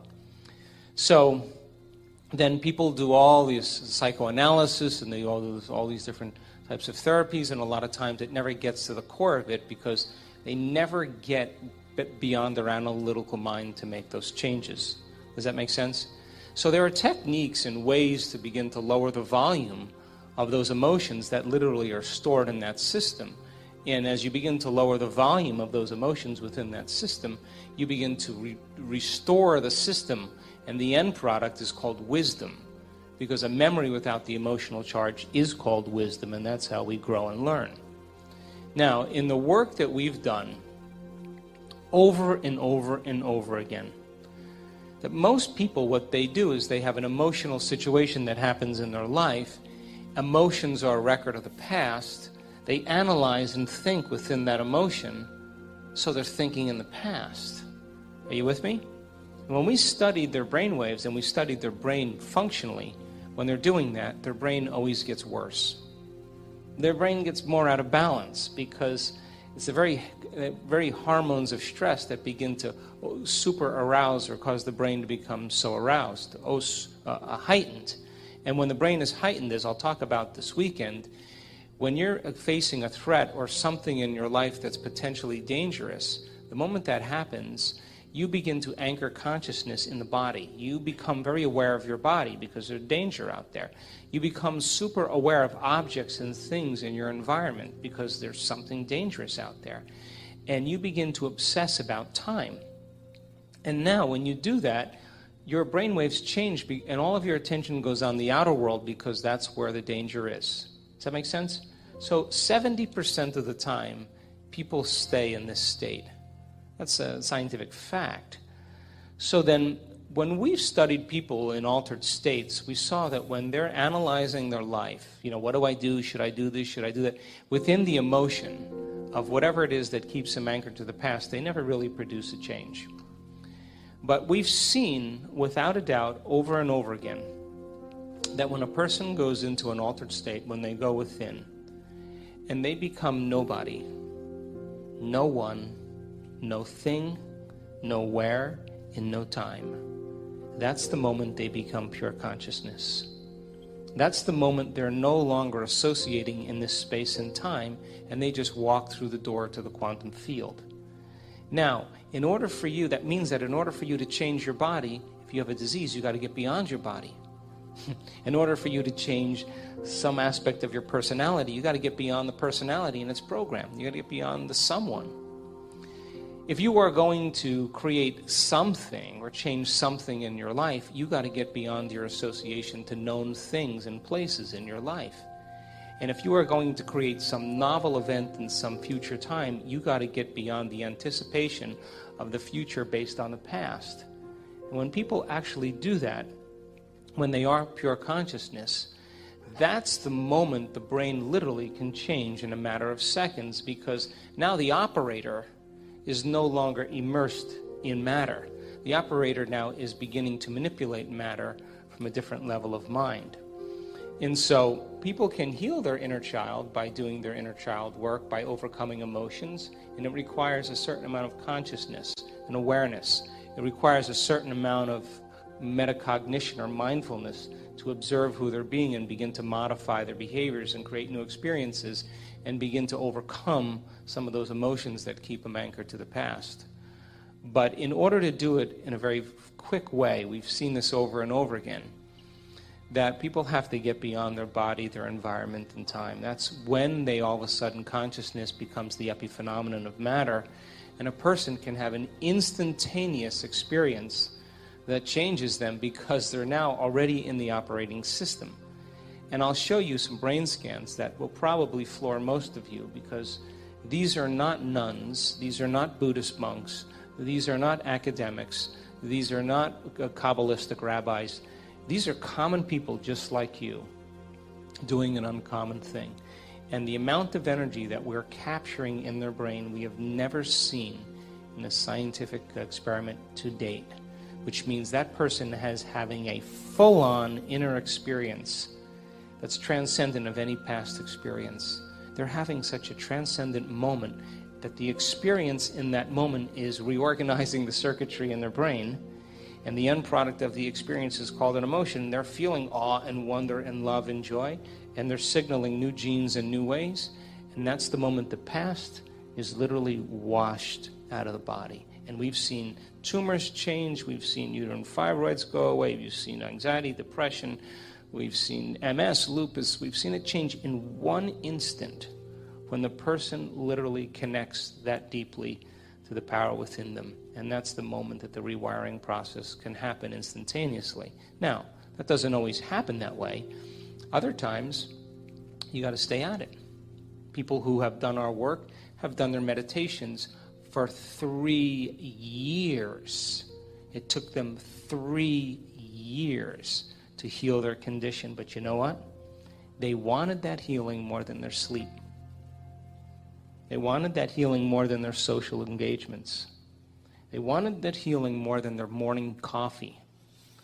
They wanted that more than anything else. And they wanted to connect with the divine every single day. And they wanted to drink from a deeper well. And they said, I don't want breakfast. I don't want coffee. I don't want my cell phone. I don't want my internet. I want you, power within me. We have a date. And I am going to commune with you. And I'm going to connect with you. And there's nothing else that matters more in this moment than that. And every day they overcame a little aspect of themselves, surrendered a piece of the limited self to join the greater self. And sure, it was hard. And sure, they had doubts. And sure, they were uncertain. And sure, they didn't feel like it certain days because they were facing a very serious condition. But every day they did it. And after a period of 3 years, and they overcame that disease or that condition or whatever, you ask that person, what about that condition or disease? They'll tell you, it was my greatest teacher. What about your father who was an alcoholic and was abusive? That was my greatest lesson. Because what if you think about your father now? Do you have any charge? No. And I'd say, well, now you have wisdom, because the memory without the emotional charge is wisdom. And if the soul's job is to embrace the unknown and create new experiences, if we're living by the same emotions, addicted to those emotions every day, how can the soul go on an adventure into the future if it is stuck emotionally to the past? So then positive thinking doesn't work if the person is literally anchored to the past emotionally. And so when people begin to open their hearts, and Greg will talk about this and I'll talk about it, and we've got enormous amount of data to show how powerful you are and how connected you are to the person on the other side of the room when you open your heart, how it affects that person. We've measured this, that you are bound in an invisible field beyond space and time, but not when you're feeling anxious, not when you're feeling angry, not when you're feeling frustrated, not when you're judgmental. You're not doing that. You're actually drawing from the field around your body and turning it into chemistry, and your field shrinks. But when you open your heart and you begin to breathe through that center and it's safe to open up, the field around your body can be 9 meters wide. That's science now. Now you're more energy and less matter. And that non-local phenomenon begins to have an effect on everybody that you've ever interacted with. So then, we know that when people begin to unmemorize those emotional states and they lower the volume to them, the emotion is what's signaling the gene in the wrong way.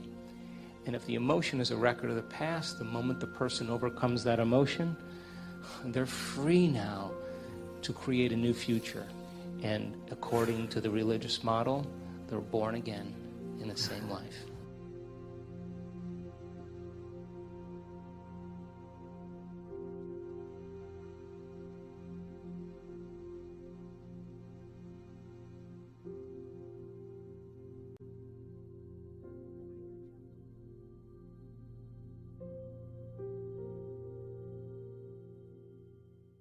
we have a power in our mind which is able to control what is happening in our body.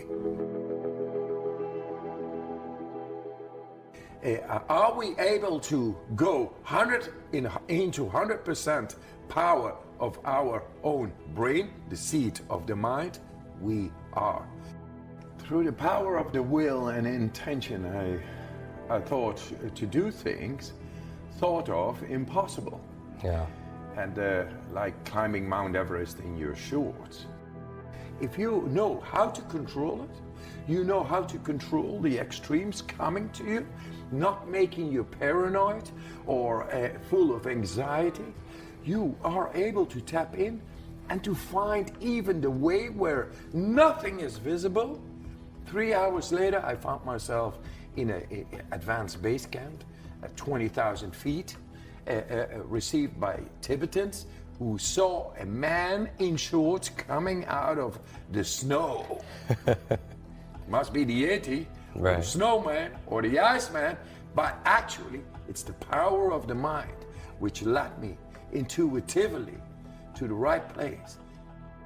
So if you are able to do that, and you find yourself, then we are able to do a whole lot more. I went into the deepest. I activated it while being stressfully exposed to ice water on the skin. And normally you cannot do nothing. There's no breathing in the brain scan. You cannot move. It's nothing. Only you can use the power of your own brain, of your mind. And it showed I was making the skin temperature not going down while being exposed to ice water. So then they looked inside the brain, and then they saw on the surface the thinking brain, the prefrontal cortex, the conscious brain, our thinking brain, go into the deepest part of the brain and robustly activating. So if you are able to go into the deepest, then you have done them all. You can go anywhere. And that is now the question. We are on the threshold of the power of the mind being accessible for every human in the world. When the first time people broke the record by going below 10 seconds, the next year 15 people could do it. It's morphology. We are connected. We only need to have this conviction now and this belief based on science. Hey, guys, you are able to take over the power of your own brain. It's here. Just invest into that and not invest into not being able to do that. We become immortal by understanding through the power of our own brain to connect with the soul. And because that sounds like hippie bullshit, that's why I go through science. Right. I take the brain surgeons, I take the neurologists, the immunologists, the biochemical professors, and hey, I challenge any scientist in the world, prove me wrong. Yeah. I think we are here on this earth to prove that the soul is able to go through our conscious brain and become manifested. And that is the core. If we stay at the core, we grow into it. But no, this world is about, you got to serve the system. You got to serve the system who creates wars and stress and diseases and things that is normal and we cannot do anything. No, we can do all. We can bring peace and power to ourselves to become happy, strong, and healthy. And with that, the purpose of our lives, the soul itself. We are able to become happy. What else do you want? Right. You don't want 6 cars or 10 houses and so many other things to compensate the loss of your security. And scarcity. Because you are happy. Because you feel whole, because also you're healthy and you're strong, you're vibrant also as well. Yes. So you're not trying to necessarily have to take from somebody else or put anybody else down. If you have eaten, you are not hungry anymore. If you are happy, you don't seek for compensation. Right. You're there and you emanate love. When I interviewed you 5 years ago, I started doing the cold showers every morning. The most popular episode that we have in our show is my morning routine. And we always get people commenting on cold showers because they love everything else, but the cold showers is difficult. Where do people start with that, do you recommend? They don't have to do like a 10 minutes in the beginning. No. 30 seconds at the most. Don't go shockingly around with your physiology, with your body. No, Right. no shocking. It's just 30 seconds cold. And know that you are able to use the power of your mind. That we have a power in our mind which is able to control what is happening in our body. It's called interoceptive focus, and you can learn that right away. If your house is on fire, you run fast. You don't need no trigger. Right. So that is a control of the adrenaline, and it's empowered by the adrenal axis, and it's moved inside of our brain. So if you learn to go into that part of the brain, you learn not only to go into the cold shower, you learn the power of your brain, of your mind, to learn to control. Once you learn to control, to go into the cold shower, the cold is only a mirror for, and it's good for your vascular system. It's a teacher. But the mind is being exercised, and that mind is then very much more able to oppose stress in daily life, in your business meetings, in your deadlines, in this and that, because it's all about the physiology connected to the brain. Right. And you are in control.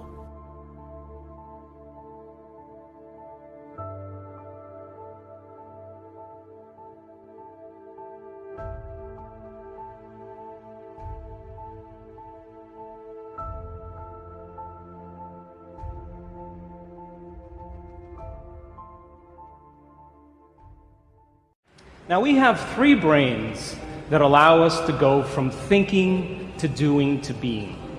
Now, the first brain, the neocortex, it's the newest brain in evolution.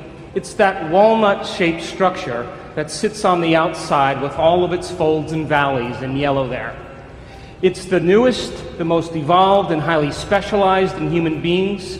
Right under the neocortex is called the limbic brain, the chemical brain, the emotional brain, or the mammalian brain. It's about the size of a lemon, and it's responsible for regulating internal chemical order. Right in the back of the brainstem there in red is called the cerebellum, the reptilian brain. It's the oldest brain in evolution. It's the seat of the subconscious mind. Now, your brain is made up of about 100 billion neurons. If you took 100 billion sheets of paper and stacked them on top of each other, it would be 5,000 miles high. That's the distance from Los Angeles to London. Now, nerve cells possess the unique ability to store and communicate information between each other. So your neocortex, your thinking brain, is the seat of your conscious awareness. You're listening to me right now with your neocortex. And what the neocortex loves to do is to gather information.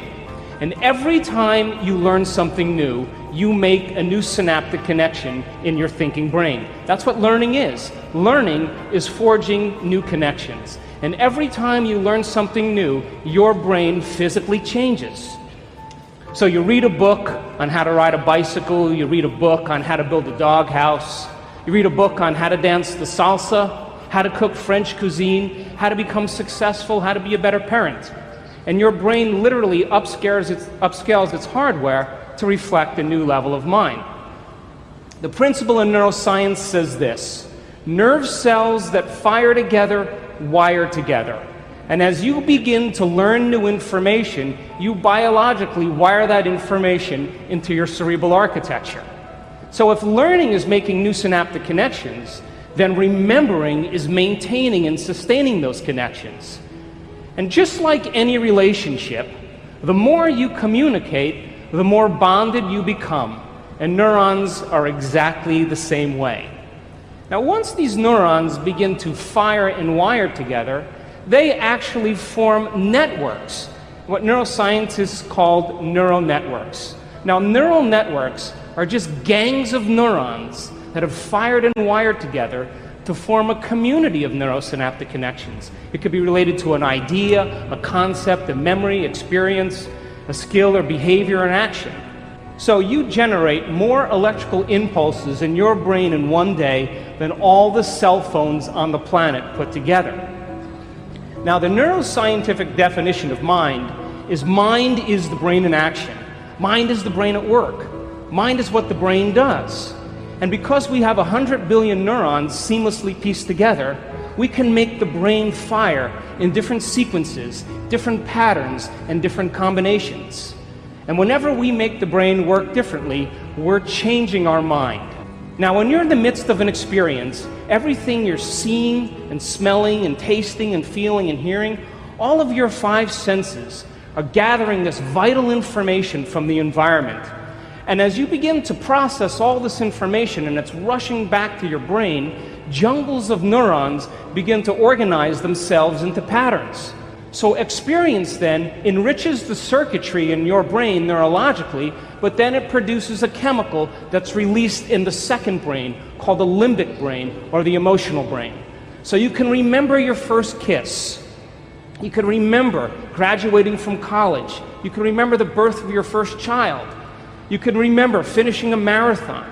You can remember catching a fish off the coast of Mexico and then taking it home and cooking it and drinking some really good wine that tastes good and feeling the ocean breeze on your face and seeing the sunset. And we could say that you were altered from that experience. The problem is, you can't remember what you had for dinner the night before. That's because routine lulls the brain to sleep. Now, stress is when your body's knocked out of homeostasis. Stress is when your body's knocked out of balance. Now, when you see a lion, you begin to turn on a primitive nervous system. But it doesn't even have to be a lion. You could see your mother-in-law, and it produces the same exact effect. You can begin to think about certain things and auto-suggest, and you can turn on the stress response just by thought alone. Now, your body is your unconscious mind. It does not know the difference between the actual experience in reality that produces the emotion and the emotion that you fabricate by thought alone. To the body, it believes it's in that experience. So the moment the limbic brain begins to make a blend of neuropeptides, it begins to signal the hormonal centers, and you get a rush of energy to prepare you for this event, real or imagined. The moment that happens, you become altered in some way. The fight or flight nervous system causes your pupils to dilate, your mouth gets a little dry, all of a sudden your heart rate begins to change, your respiratory rate changes, and blood is being sent to your extremities, and now you're prepared to either do battle with your mother-in-law or never go to the dinner. You begin to think about what you were thinking about. You begin to pay attention to how you're reacting. You begin to notice how you're feeling. And that concept in neuroscience is called metacognition. We can observe who we're being. And because we can observe who we're being, it means we could modify our behaviors to do a better job in life. So now the frontal lobe is the seat of your awareness. It's the home of the you and the me. And as you begin to think about who you no longer want to be, the frontal lobe acts like a volume control, and it begins to lower the volume in the circuits in your brain that are connected to the old self. And as it begins to silence those circuits that are connected to the old level of mind, that level of mind no longer fires, and you're observing it instead of participating in it. And as you begin to silence those circuits, nerve cells that no longer fire together no longer wire together, and you begin to biologically break down the circuits in your brain that are connected to the old self and to the old mind. And as you begin to plan your actions, and you begin to think about a new way of being, and you begin to put yourself into the equation, your brain naturally begins to fire in new sequences and new patterns and new combinations. And whenever you make your brain work differently, you're changing your mind, because mind is the brain in action. And as the brain begins to fire in new ways and you produce a new level of mind, nerve cells that fire together wire together, and you begin to install the neurological hardware ahead of the actual experience, and now you have circuits in place to use when you get into that dinner. So now, as you ask yourself, what is compassion, and you begin to remember all these different things that you learned in the book, the frontal lobe, like a great symphony leader, begins to synchronize these circuits. And when it begins to produce a certain level of coherence, a certain level of mind, your brain naturally creates a hologram or an image. And that image then becomes the internal representation of what you are going to use when you walk into that dinner. We would call that intention. You begin to think about who you do want to be based on the knowledge you've learned, and you're priming your brain ahead of the actual experience. You walk into the dinner and you get your behaviors to match your intentions. You get your actions equal to your thoughts. You get your mind and body working together, and you do exactly what the book says. The moment that happens, all of a sudden, you feel compassion. Now, the moment your heart begins to open and you feel compassion, you are teaching your body emotionally to understand what your mind intellectually understood. And you're changing the fabric of you because you're instructing your body chemically to understand what your mind has intellectually and philosophically understood. But it's not enough to do it once. You can't forgive your mother-in-law one time and expect to be on the stained glass windows in church. You got to be able to repeat the experience. You got to be able to do it over and over again. You have to do it so many times that you no longer have to think about it. And when you do it over and over again, you neurochemically condition the body to memorize compassion as well as the conscious mind. And when that happens, when the mind and body are working together, or the body knows as well as the mind, you activate that third brain called the cerebellum.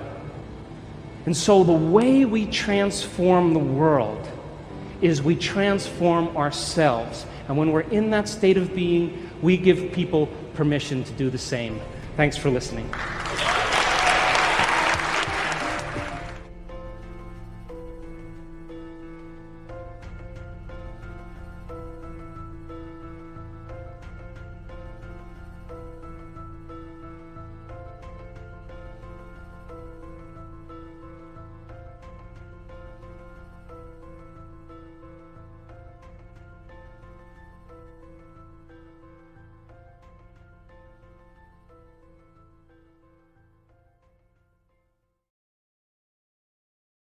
They're priming their brain and beginning to lay down the circuitry for them to think in different ways.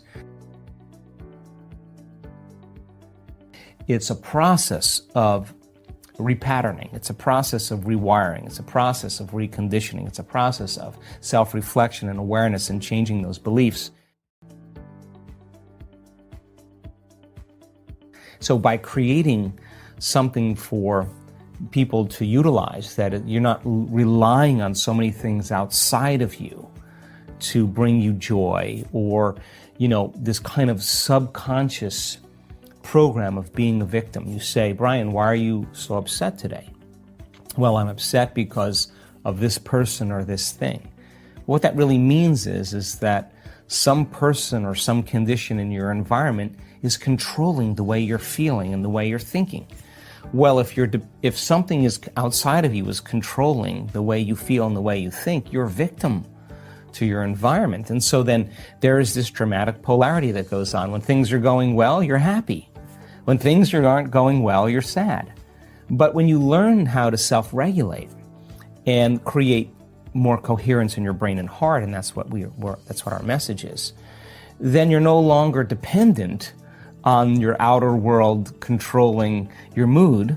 In fact, you begin to realize how you think and feel begins to produce effects in your outer life. Now you start believing more you're the creator of your life and less of the victim of your life. Now that isn't something that you take one bite of and swallow and it's all over. It's a process of repatterning. It's a process of rewiring. It's a process of reconditioning. It's a process of self-reflection and awareness and changing those beliefs. And that's the work. And yet people are doing it. So when you begin to realize then, well, I can't respond to the same conditions in my life with the same emotions and the same thoughts, Because if I believe that the way I feel and the way I think creates reality, if I'm reacting to the same thoughts and feelings equal to the conditions in my life in the same way, then I keep reaffirming the same life.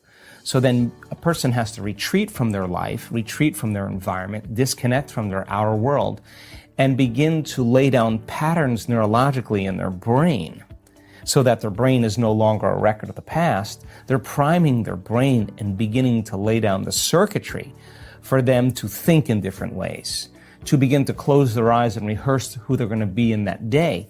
And the act of mentally rehearsing begins to install the neurological hardware in their brain.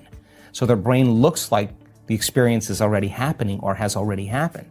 Now the brain's no longer a record of the past. Now we're creating a map to the future. Now it's practicing gratitude before it happens. Well, now the emotion. Right. Now, so then the action of rehearsal and installing the neurological hardware, by firing and wiring the same circuitry, the hardware becomes a software program, which means you're going to start automatically acting like a different person. You're going to start automatically thinking in new ways.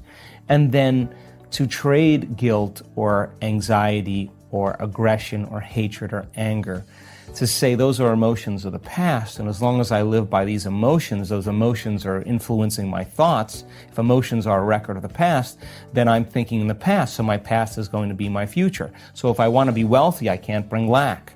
If I want to be happy, I can't bring pain. Well, so then let's get beyond the emotion. So by trading those limited survival emotions and teaching people how to elevate their emotional state, and really measure to tell them you're doing it or you're not doing it. When you teach your body emotionally what that future is going to feel like, and you say, I'm not going to get up until I feel this feeling and I'm locked into that feeling. Well, the side effect of that is, let's just say that you can contact the emotions of your future and you teach your body what it feels like emotionally. The joy, the gratitude, the appreciation, the love for life, the joy for existence, the inspiration. And, most people do that in the beginning. They feel kind of funny, like, why am I doing this? Because they've been hypnotized and conditioned to need a reason to feel that. Right. Something outside of them has got to change how they feel inside of them. So they spend their whole life in lack and emptiness waiting for it to happen. But living in lack isn't going to create it. So you're front loading it, and that feels weird at first. At first. But if you start understanding what you're doing and why you're doing it, and the stronger the emotion you feel, the more you're going to pay attention to the picture in your mind. You begin to remember your future. You are branding that circuitry in your brain, and now you're emotionally conditioning your body into the future. Now, here's the side effect of that. If you can do that properly and become familiar with those states of mind and body, and you get up feeling like your future has already happened, I guarantee you're going to stop looking for it. I guarantee you're going to stop analyzing why it hasn't happened. You're going to feel like it has already happened. Now, the work is to be able to maintain that modified state of mind and body your entire day. You got to be able to sustain that state independent of your coworkers, independent of your boss, independent of your ex, independent of your finances, independent of the traffic. And if you're able to do that, you will begin to see the feedback in your life. In a sense, when energy makes it to the heart, it begins to broaden the field around the body. An energy that's literally measurable, a magnetic field. And that energy is a frequency. And that frequency can carry the thought of your health, of your wealth, of your freedom, of your new relationship, of your new job. The frequency or the emotion of suffering can't carry the thought of health. It can't carry the thought of your new future. So then when there's a vibrational match between the energy, because we're always emitting energy and information, when there's a vibrational match between your energy and some possibility that exists in the quantum field, something magical happens, because once energy makes it to your heart, you're creating from the field instead of from matter. Now this weird thing starts to happen and things start coming to you. Now you don't have to rush anywhere to get it. You're not creating a matter to matter from three-dimensional reality to three-dimensional reality. That takes time. You're creating from the field, and it's the field that creates matter. So all of a sudden you start seeing things coming to you. When you see that, and you start to see that they're coming in unusual ways that surprise you, you're going to begin to wake up to the fact that you're probably more the creator of your life and less of the victim of your life. So teaching people how to do that and then be able to become studious, to become the scientists in their life, to measure the effects of them at cause. Whatever's going on in the news, whatever's going on in the media, whatever's going on, it's incidental to the fact that now they're beginning to make great strides. So when people come, for all kinds of reasons to our work, they come to get healthy, they come to get wealthy, they come to have a relationship, they come for a mystical experience. But I now know they really come for wholeness. And when you feel so whole because your brain is so orderly and so coherent, and you've trained your heart to be more in coherence, and you feel that kind of joy for no reason at all. This is where it gets interesting, because now all of a sudden you're no longer seduced by the conditions in your outer world. In fact, you're seeing the hidden meaning behind everything because you're viewing it from a greater level of consciousness. Right. So sitting in the fire of your guilt, sitting in the fire of your pain, and knowing what to do when that happens, and teaching people that as they begin to lower the volume to those emotions, as they begin to self-regulate, that's the greatest challenge they have in their lives. I mean, people say to me, what do you do in the morning? Well, 2 hours in the morning, that's a lot of time. Well, if I can overcome myself at the beginning of the day, the rest of my day is easy. And right? That's what you do. You spend 2 hours in the morning. I allow for 2 hours. Okay. You still get up at 4 a.m. and that. Well, this morning I was up at 3. Okay. Because I'm on the wrong time zone. Right. But if I'm up, you like the 4 a.m. slot because my brain waves are just right. I don't have to work as hard. Yeah, my body's a little fatigued, but I'm between worlds, and so my body's a little tired, but I get up and do it. And to me, I allow for 2 hours. Sometimes I can nail it in 45 minutes or an hour, and sure, I'm done. Other times, I'm on the wrong time zone. I have meetings all day long. I got a lot going on, and I'm just not going to fall prey to that common state of thinking. And that looks like meditation, affirmations in your mind, visualization. It's the work that we do. It's the work that we do. And the first part in truly creating a new personal reality is overcoming your present personality. You got to get beyond the normal thinking patterns, the normal urges of action and habits, to get beyond certain emotions that are residuals from the day before. That's the work right there. That's the part you have to overcome.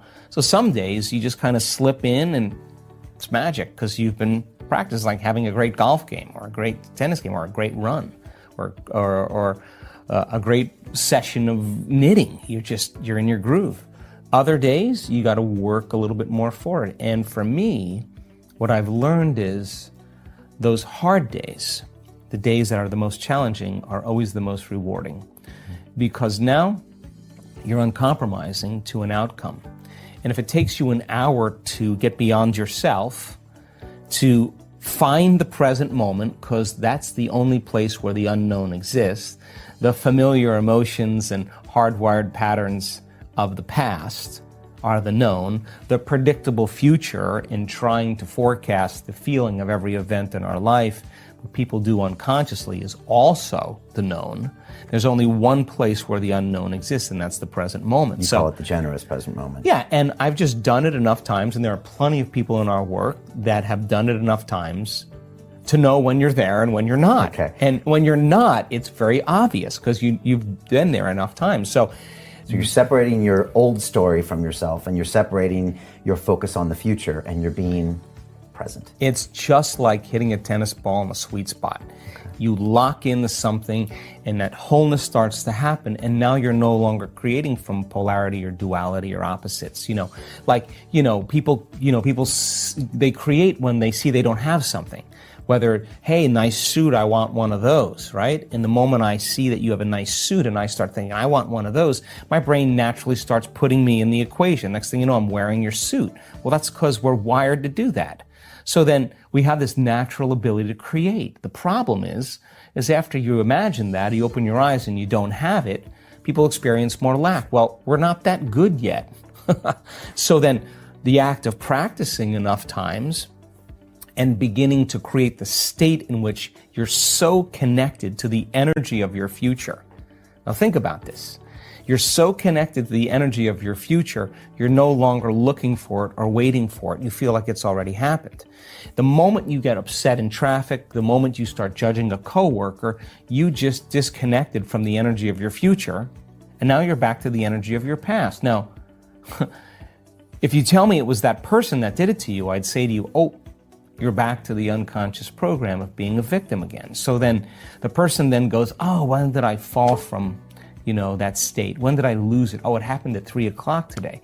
The next time that happens, what can I do differently? Now the person's moving through their challenges in their life with coherence, with rhythm. They're starting to begin to make strides, and that they're no longer knee-jerking to the people in their life that they've used emotionally to reaffirm their identity. Well, I've interviewed hundreds and hundreds of people that have healed themselves from all kinds of health conditions, and one of the most important elements that I see over and over again is when the person said, I just got to this point in my life where I made up my mind. And they made a decision with such firm intention that the amplitude of that decision carried a level of energy that was greater than the hardwired programs in their brain and the emotional conditioning in their body to the past.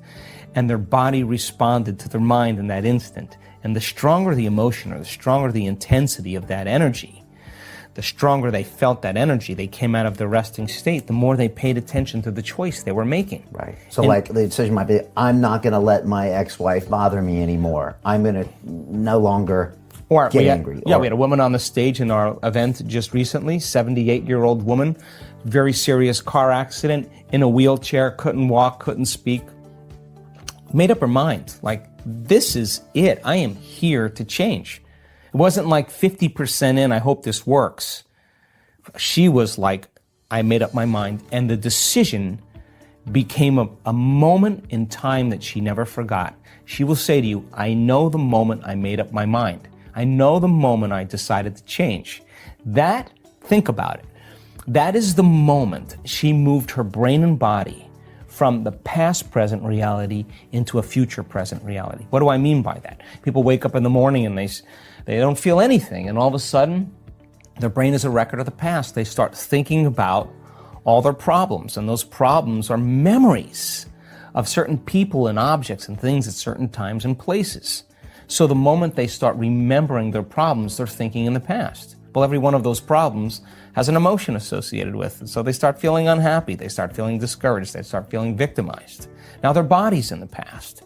And if how you think and how you feel creates your state of being, that person's starting their day with their entire state of being in the past. So if they're living in the familiar past and they're in the known, they're going to create the predictable future. So they're going to run through a series of routine behaviors in their day, and they're going to want to know the feeling of every experience in their life. Well, if you can predict the feeling of every experience in your life, that's more of the known. So now, the person who's now living in that future known reality, how are they going to change? Well, the moment you make a decision and you come out of your resting state and you begin to say, I don't care what's going on in my life, environment. I don't care what people think, environment. I don't care how I feel, body. I don't care how long it takes, time. I'm going to do this. And the hair on the back of your neck stands up. That's a new electrochemical signal to the body. This is the body saying, he's serious this time. It's no longer, oh, geez, I think I'm going to change tomorrow. Right. This is a strong signal. And that becomes a long-term memory. That moment defines the person. So then the stronger the emotion, if the emotion of inspiration is greater than the emotion of suffering from the past experience, the stronger the emotion they feel, the more they pay attention to the picture in their mind. We could say they're remembering their future, and they're beginning to brand that circuitry in their brain and send a new emotional signature to their body. And in a sense, they're creating a coherent, clear intention with an elevated, coherent heart emotion. And now they're broadcasting a whole new signature. And that's dropping a big stone in a very placid lake. And here come the waves. That's moving right out into reality. And the person is beginning to change their energy. And nobody changes until they change their energy.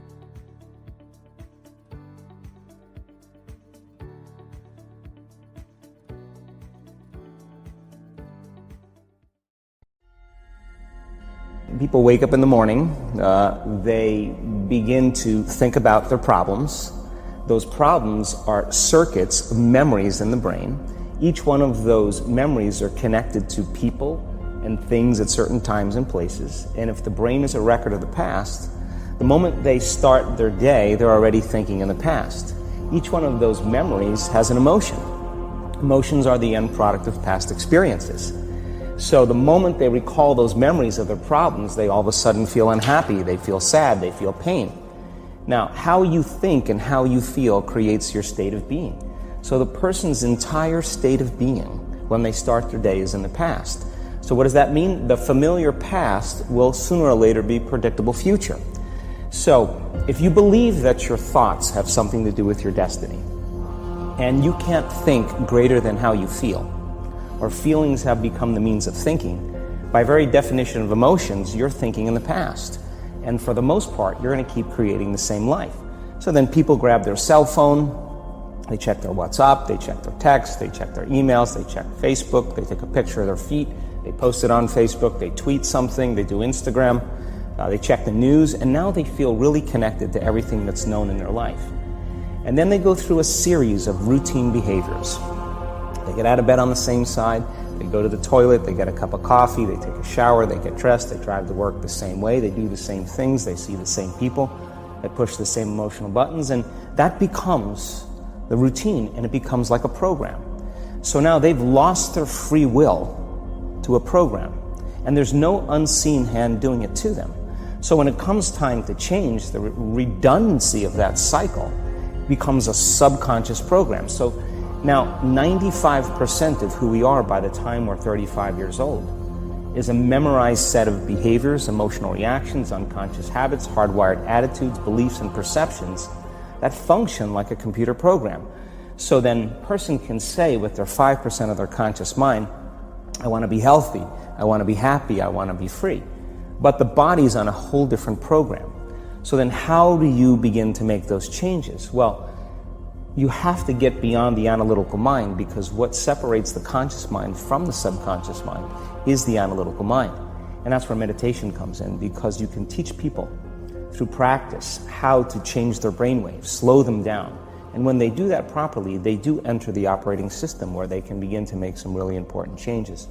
So most people then wait for crisis or trauma or disease or diagnosis. They wait for loss, some tragedy to make up their mind to change. And my message is, why wait? And you can learn and change in a state of pain and suffering, or you can learn and change in a state of joy and inspiration. I think right now, the cool thing is that people are waking up. Most people spend 70% of their life living in survival and living in stress. So they're always anticipating the worst case scenario based on a past experience. And they're literally, out of the infinite potentials in the quantum field, they're selecting the worst possible outcome, and they're beginning to emotionally embrace it with fear. And they're conditioning their body into a state of fear. Do that enough times, the body has a panic attack without you. You can't even predict it because it's programmed subconsciously. So people become addicted to the rush of those emotions, and they use the problems and conditions in their life to reaffirm their limitation, so at least they can feel something. So now when it comes time to change, you say to the person, why are you this way? Well, every time they recall the event, they're producing the same chemistry in their brain and body as if the event is occurring, firing and wiring the same circuits and sending the same emotional signature to the body. Well, what's the relevance behind that? Well, your body is your unconscious mind. In a sense, if you're sitting down and you start thinking about some future worst case scenario that you're conjuring up in your mind, and you begin to feel the emotion of that event, your body doesn't know the difference between the event that's taking place in your world, outer world, and what you're creating by emotion or thought alone. So most people then, they're constantly reaffirming their emotional states. So when it comes time to give up that emotion, they can say, I really want to do it. But really the body is stronger than the mind because it's been conditioned that way. So the servant now has become the master. And the person all of a sudden, once they step into that unknown, they'd rather feel guilt and suffering because at least they can predict it. Being in the unknown is a scary place for most people because the unknown is uncertain. You know, people say to me, well, I can't predict my future. I'm in the unknown, and I always say the best way to predict your future is to create it. Not from the known, but from the unknown. What thoughts do you want to fire and wire in your brain? What behaviors do you want to demonstrate in one day? The act of rehearsing them mentally, closing your eyes, and rehearsing the action. The rehearsing the reaction of what you want, or the Yeah, action? the action of what you want. By closing your eyes and mentally rehearsing some action. If you're truly present, the brain does not know the difference between what you're imaging and what you're experiencing in 3D world. So then you begin to install the neurological hardware in your brain to look like the event has already occurred. Now, your brain is no longer a record of the past. Now it's a map to the future. And if you keep doing it, priming it that way, the hardware becomes a software program. And who knows, you just may start acting like a happy person. And then I think the hardest part is to teach our body emotionally what the future will feel like ahead of the actual experience. So what does that mean? You can't wait for your success to feel empowered. You can't wait for your wealth to feel abundant. You can't wait for your new relationship to feel love, or your healing to feel whole. I mean, that's the old model of reality, of cause and effect, you know, waiting for something outside of us to change how we feel inside of us. And when we feel better inside of us, we pay attention to whoever or whatever caused it. But what that means then is that from the Newtonian world, is that most people spend their whole life living in lack, waiting for something to change out there. What do you mean the Newtonian world? The Newtonian world is all about the predictable. It's all about predicting the future. But the quantum model of reality is about causing an effect. The moment you start feeling abundant and worthy, you are generating wealth. The moment you're empowered and feel it, you're beginning to step towards your success. The moment you start feeling whole, your healing begins. And when you love yourself and you love all of life, you'll create an equal. And now you're causing an effect. And I think that's the difference between living as a victim in your world, saying, I am this way because of this person or that thing or this experience. They made me think and feel this way.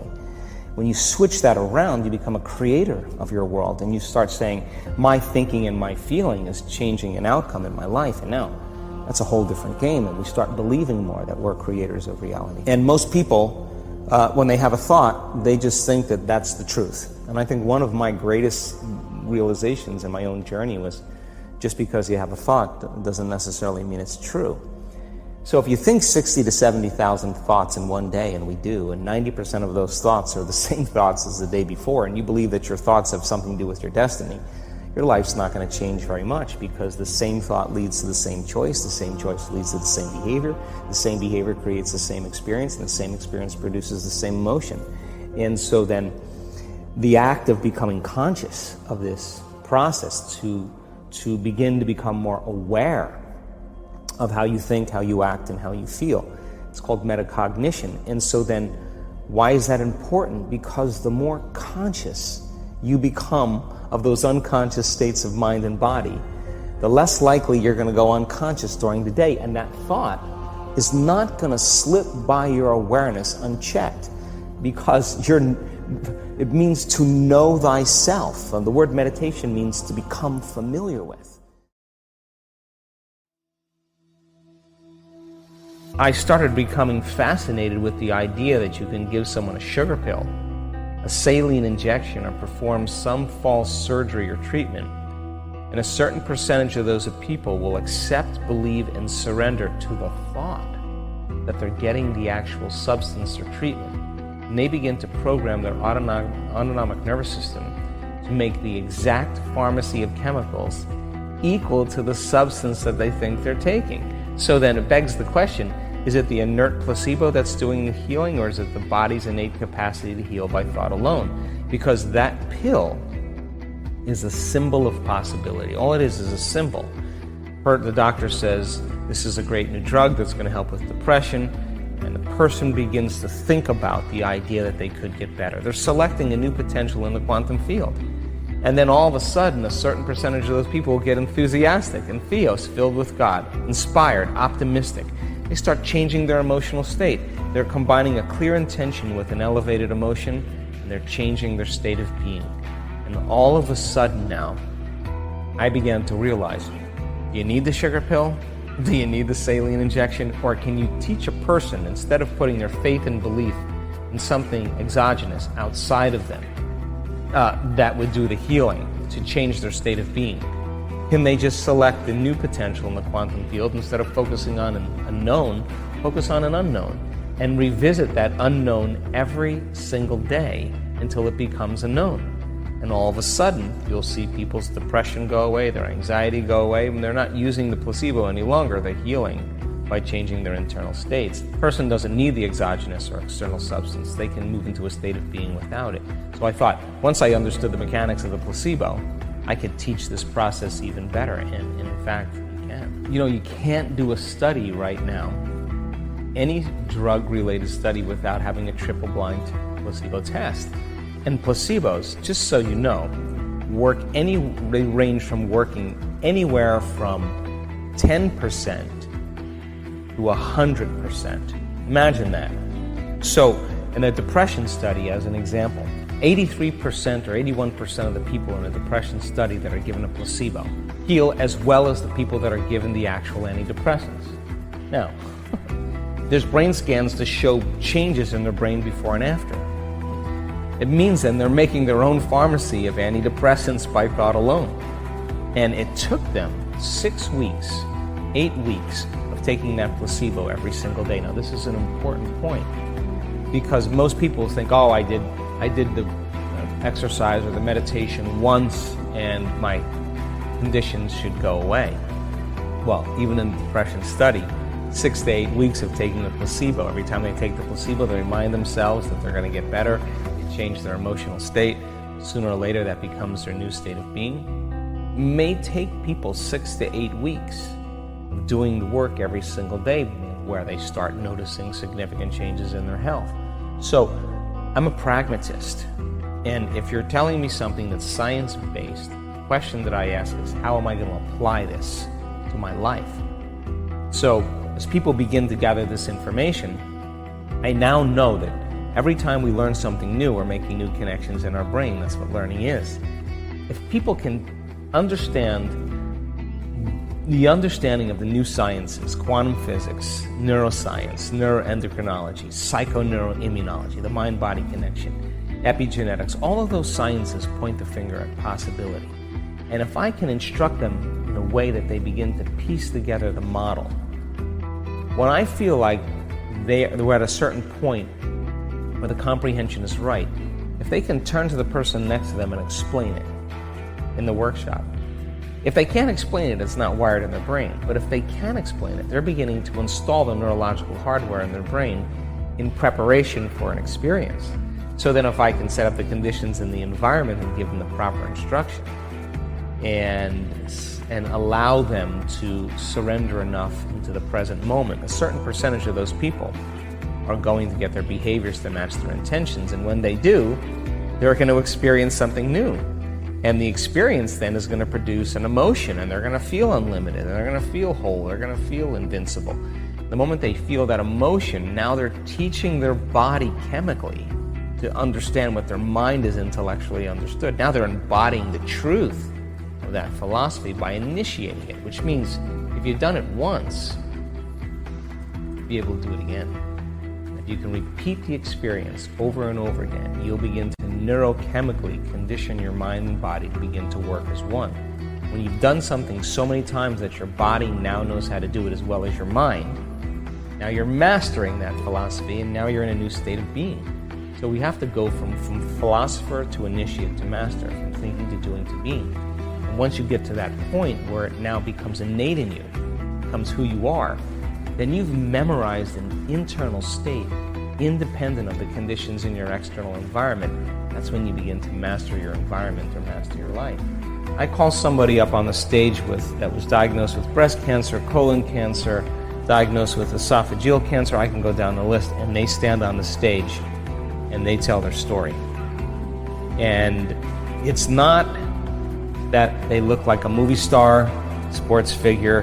They're not all buff, they're not all young, they're not all beautiful. They're just a common person. And you hear the story, how they did it. You hear about their past, you realize what initiated the disease, and then you Emotional trauma, maybe. Emotional trauma, one trauma. or two traumas, and then how they had to overcome the emotions from their past. Now think about this. The latest research in epigenetics says that it's the environment that signals the gene. Genes are like Christmas tree lights. They're turning on and off all the time. Genes make proteins, and proteins are responsible for the structure and function of your body. The expression of proteins is the expression of life. But if you're interpreting your environment the same way every single day, you're thinking the same thoughts, demonstrating the same behaviors, living by the same emotions, you keep the same genes on and the other genes off. Throw in the hormones of stress, which really downregulates genes to create disease. Then the question is, if the environment signals the gene, and the end product of an experience in your environment is called an emotion, if you live by the same emotions every single day, your body's believing it's in the same past environmental experience over and over again, and now you're headed for a genetic destiny. So then, can you signal the gene ahead of the environment? And the answer is absolutely yes. Because when you begin to embrace an elevated emotion and you combine it with a clear intention, and you're totally in the present moment, your brain and body don't know the difference between what's going on out there and what's going on in here. Your body believes it's in some experience in the external environment that's producing that emotion. And all of a sudden, the stronger the emotion you feel from an inward process, the more you pay attention to the thought or the image in your mind, you're creating a long-term memory. And all of a sudden now, you begin to downregulate the gene for disease and you begin to upregulate the gene for health. And that gene begins to make a new protein, and that protein begins to make a new hormone or a new chemical or an expression of something, a new chemical that's going to begin to affect other systems in the body. So, and that's what happens on stage. There's a lot of energy in the room. No, that's what happens when a person finally breaks through. Right, and that can happen. That could happen in our event, but it could be a person who it took them 2 years to do it. Right. But the evidence suggests that acute conditions, our medicine is so great for acute conditions. You break your arm, you have appendicitis, you're not going to go to an acupuncturist. You're going to get immediate care.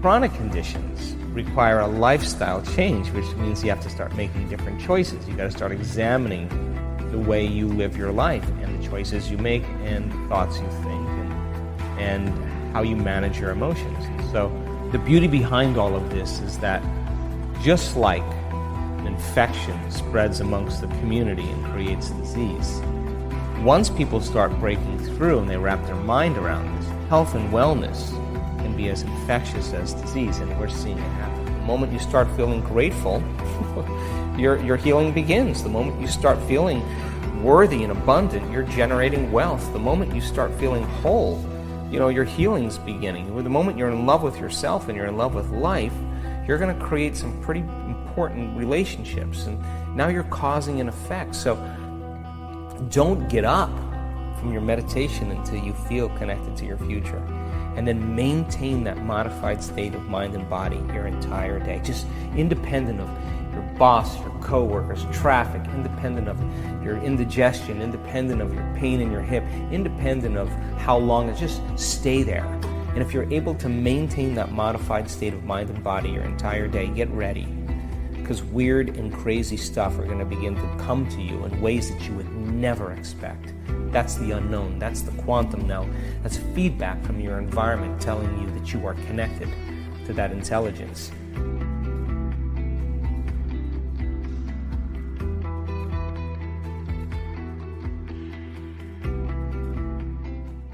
I'm starting to realize how conditioned we are into believing how limited we are. And as you start peeling those layers away and you break through those beliefs, those self-limiting thoughts and emotions, on the other side of that is where the miraculous happens. I think this is a time in history where it's not enough to know. And because of technology, we have access to so much content, and information creates awareness. And awareness is consciousness. And in an age of information, ignorance is a choice.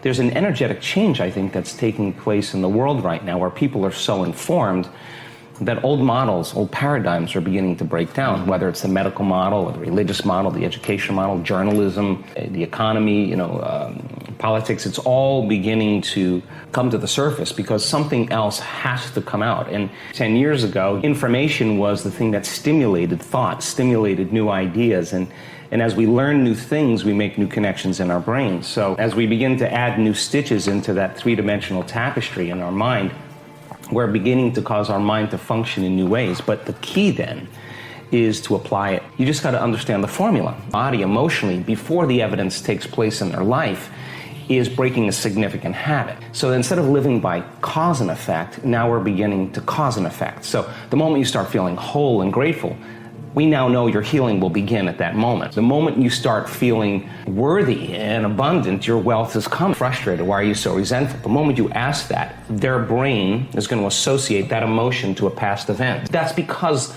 they have nothing to look forward to in their future. So if you're not being defined by a vision of the future, it just means to me that you're more in love with your past than you are with the future. So how do you teach people to believe in a future that they can't see or experience with their senses yet, but they've thought about enough times in their mind that their brain is literally a flower that takes time to bloom, trading the resentment, the frustration, or the impatience for gratitude, appreciation, and thankfulness, and you keep at it, there'll come a moment where that system switches on, and now you're feeling grateful for no reason at all. In 4 days, we now know that you can change your genetic destiny if you just practice the inner work. See people with stage 4 cancer, with Parkinson's disease, with myasthenia gravis, with... There's 2 times the door to the subconscious mind opens up. I mean, when we wake up in the morning, and we go to bed at night. Right. Why? In that crossover place. Because your brain goes from deep delta brainwaves to theta brainwaves to alpha brainwaves to beta brainwaves. And when you go to bed at night, it goes from beta to alpha to theta to delta. And if you can't get there, you're stuck in high beta. It's because you're driving the sports car in first gear, right? So people do whatever they can to get down there. So the brain chemistry works in accordance with this. So when you wake up in the morning and the receptors in the back of your eye pick up light, the moment that happens, your optic nerve sends a signal to the pineal gland, and the pineal gland starts making serotonin. And serotonin is the daytime neurotransmitter. In other words, serotonin gets you up and going. It gets your brain turned on. The moment it starts getting dark at night and your eye is no longer picking up visible light, the mechanism starts to change, and now because there's less light, the optic nerve sends a signal to the pineal gland. The pineal gland takes serotonin and starts carving off a couple methyl groups and turns it into melatonin. And melatonin is the nighttime neurotransmitter. So Sarah gets you up in the morning, and Mel puts you to bed at night. Now, when serotonin increases, your brainwave patterns go into beta. That's because you're going to pay attention more to the outer world. When you're in meditation and you close your eyes and you eliminate light and it's dark in the room and you play music in the background, you put earplugs in, you're getting less sensory data coming in from your environment, so the neocortex is not so preoccupied with trying to create meaning between the outer world and the inner world. You're forgetting about the outer world, and the inner world is where you're cultivating something. So then, when you close your eyes and do your meditation, then your brain waves move into melatonin. But if you're waking up in the morning and you're waking up at 5 in the morning, guess what? Your brain waves will probably be in theta or alpha. You're in your subconscious. You're past the beta thinking, right? We go to bed at night. I have friends that are artists and playwrights and musicians. They stay up till 2 in the morning. They love that 11 o'clock till 2 in the morning. They're nighttime. They're in alpha. They got all these creative ideas. There's, me, I'm a morning person. I wake up. I'm up at 4:30 or 5 in the morning. It's my time to create. I set aside a certain amount of time. That's my time, because the rest of the day I'm serving. So I like to get myself right in the morning, right? So doing that then begins to alter brainwave patterns. Now, if you move from beta to alpha, there'll come an amazing moment where if you do this right, you'll slip into theta. Now, theta is when your body is asleep, but your mind is awake. Yes. So think about this. If your body's asleep and you've conditioned it to be the mind through addictions or habits, the moment the body's asleep, it's no longer the mind. So there's no longer any resistance. And that's where instantaneous change takes place. Well, I think the biggest lie we've been ever told is that we're linear beings living a linear life. Yes. The moment I had my more. first couple of these experiences, I know we are dimensional beings living a very dimensional experience of reality. And all of this indoctrination is to keep us from that, because once the game is up, you can't ever go back to being the same person. So this reality, this dimension that we live in, is called space-time. Space is eternal. Space is the field. And you and I experience time by moving through space. So if I'm going to go here to the door, I have to get up and walk through space, and when I walk through space, I'm going to experience time. I have an interview later on today. I know it's going to happen because I'm going to linearly walk through time, space to experience that time. So in this dimension, we could say that space is the field and time is the river. And so we experience time as we move through space. Got it? Mm-hmm. In the inverse reality, it's actually opposite. In other words, time is everywhere. Time goes on forever. And you experience space when you move through time. Let me see how I can say it another way. So if time is the field and space is the river, then all of space is enfolded in time. So when you change your speed in this dimension, if we go fast from here to the door, the faster we move, the less time it takes, right? So we can change time by moving through speed. Well, in this dimension where everything is vibration and electromagnetism, the faster your vibration is, the speed, the different levels of space you experience. So all of space is stacked on top of each other here. It's all happening in now because time is everywhere. There is no time. So everything's happening in this moment. And so different levels of consciousness and different levels of energy allow us to experience these different levels of space. So the you that's in the Egyptian period and the you that's in the future is all lined up simultaneously. And when you start slipping through these dimensions, you live. And when I say live, I'm saying that it is real as this. And you know who you are. Yes. And the person that you're married to, or the person that you work with, or your best friend is wearing a different face. And you understand your agreement that you negotiated in all of those other places. So you have a few of those experiences, and you start to no longer care about your checking account, the car you drive, what you look like, because you realize that you look like somebody else in another place. And some of the issues and some of the challenges that you have in this life, you're experiencing in that exact same life. And the choices you make here affect the choices that are happening there. And we could say that there's only past lives and future lives in this dimension, in space-time.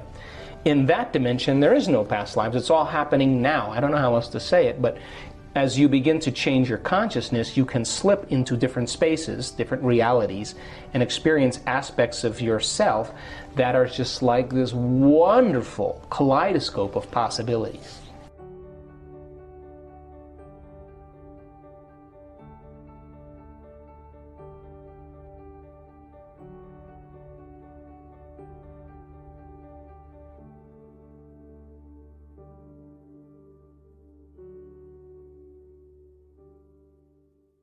What it takes to truly change. Is there a formula that you can demystify the process? That most people, they wait for crisis or trauma or disease or diagnosis or loss. When they reach their lowest denominator, they finally make up their mind to change. And my message is, why wait? That we can learn and change in a state of pain and suffering, or we can learn and change in a state of joy and inspiration. And we are literally in a new era right now. And this era is about information. And in an age of information, ignorance is a choice. We don't need a doctor, a teacher, a governor, a priest, a rabbi, a minister to gain information any longer. Because we have access to information, people are taking their power back. Technology affords us the ability to research anything we want to research. And every time you learn something new, you make new synaptic connections in your brain. In fact, learning is making new connections. And the Nobel Prize laureate Kandel in the year 2000 found that when people learn just one bit of information and they concentrated on it for an hour, they doubled the number of connections in their brain from 1,300 connections to 2,600 connections. But if they didn't review that information, if they didn't think about it, if they didn't repeat it over and over in their mind, those connections pruned apart within hours or days.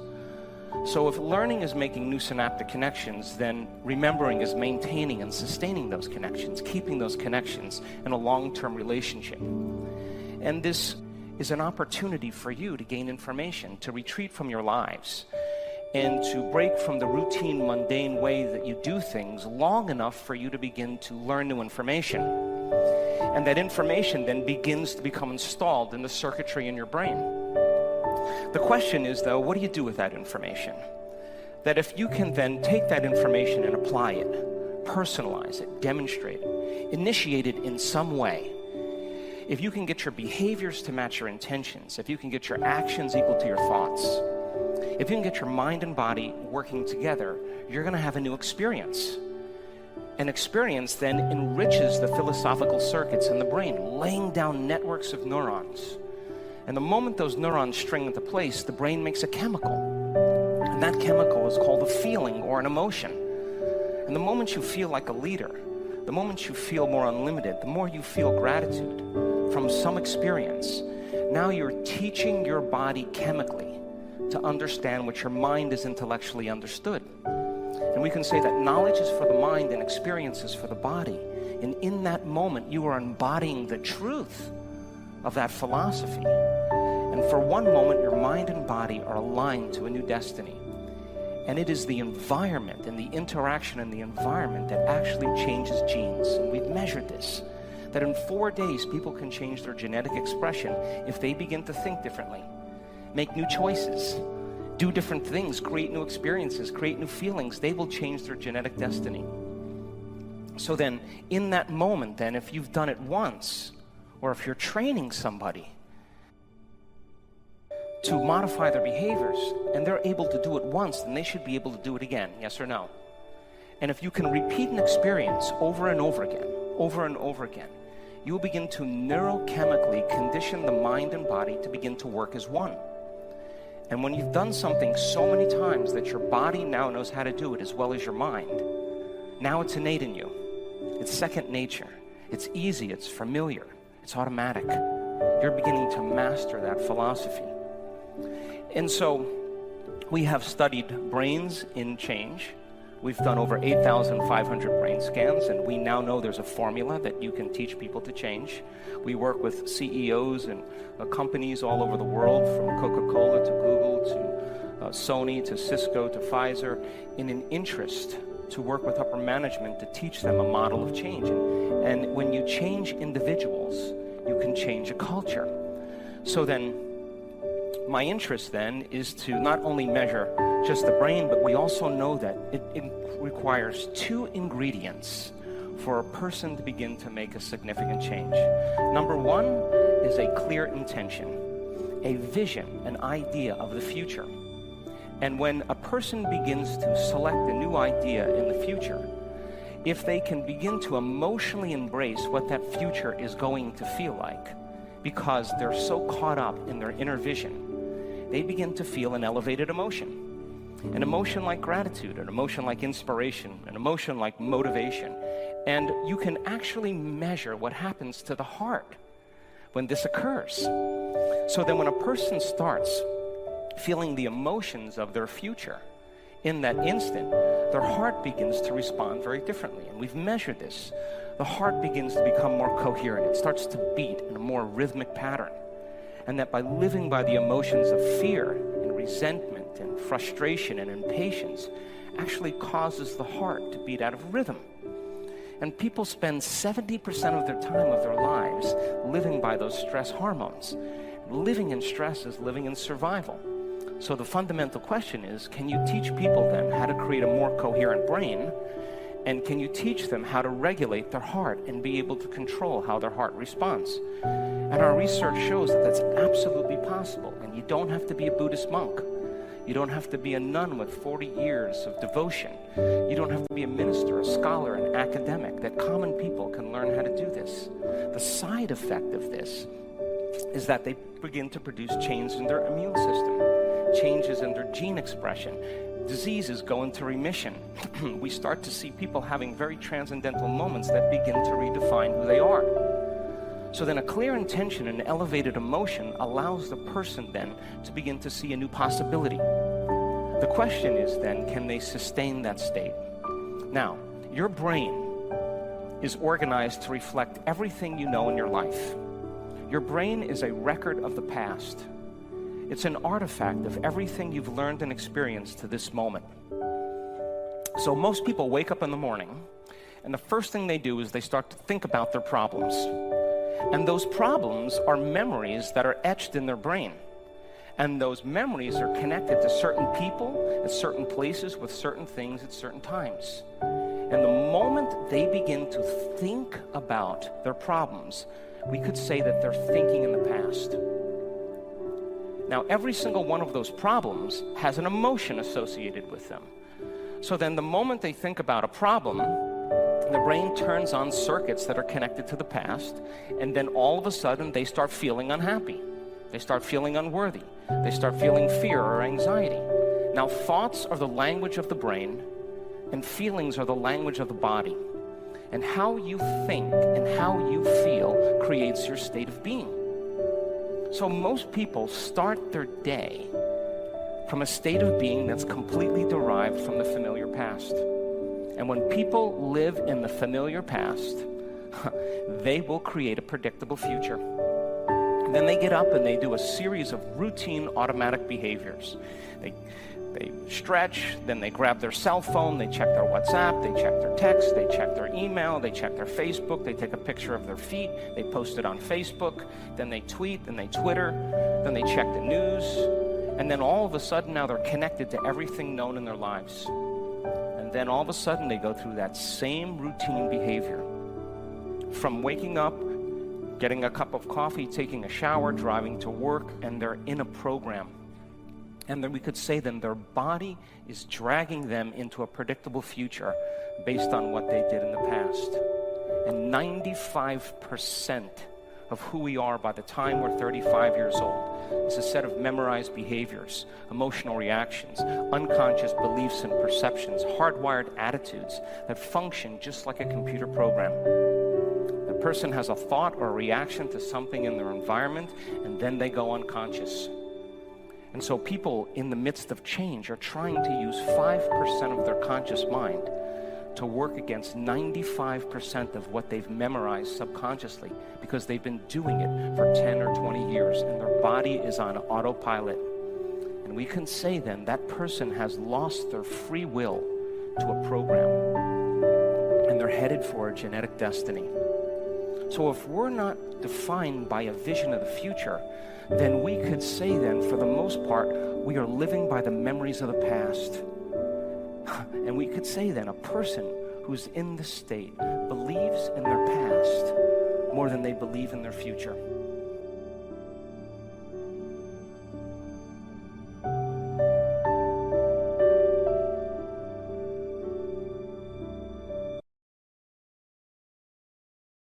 Remember,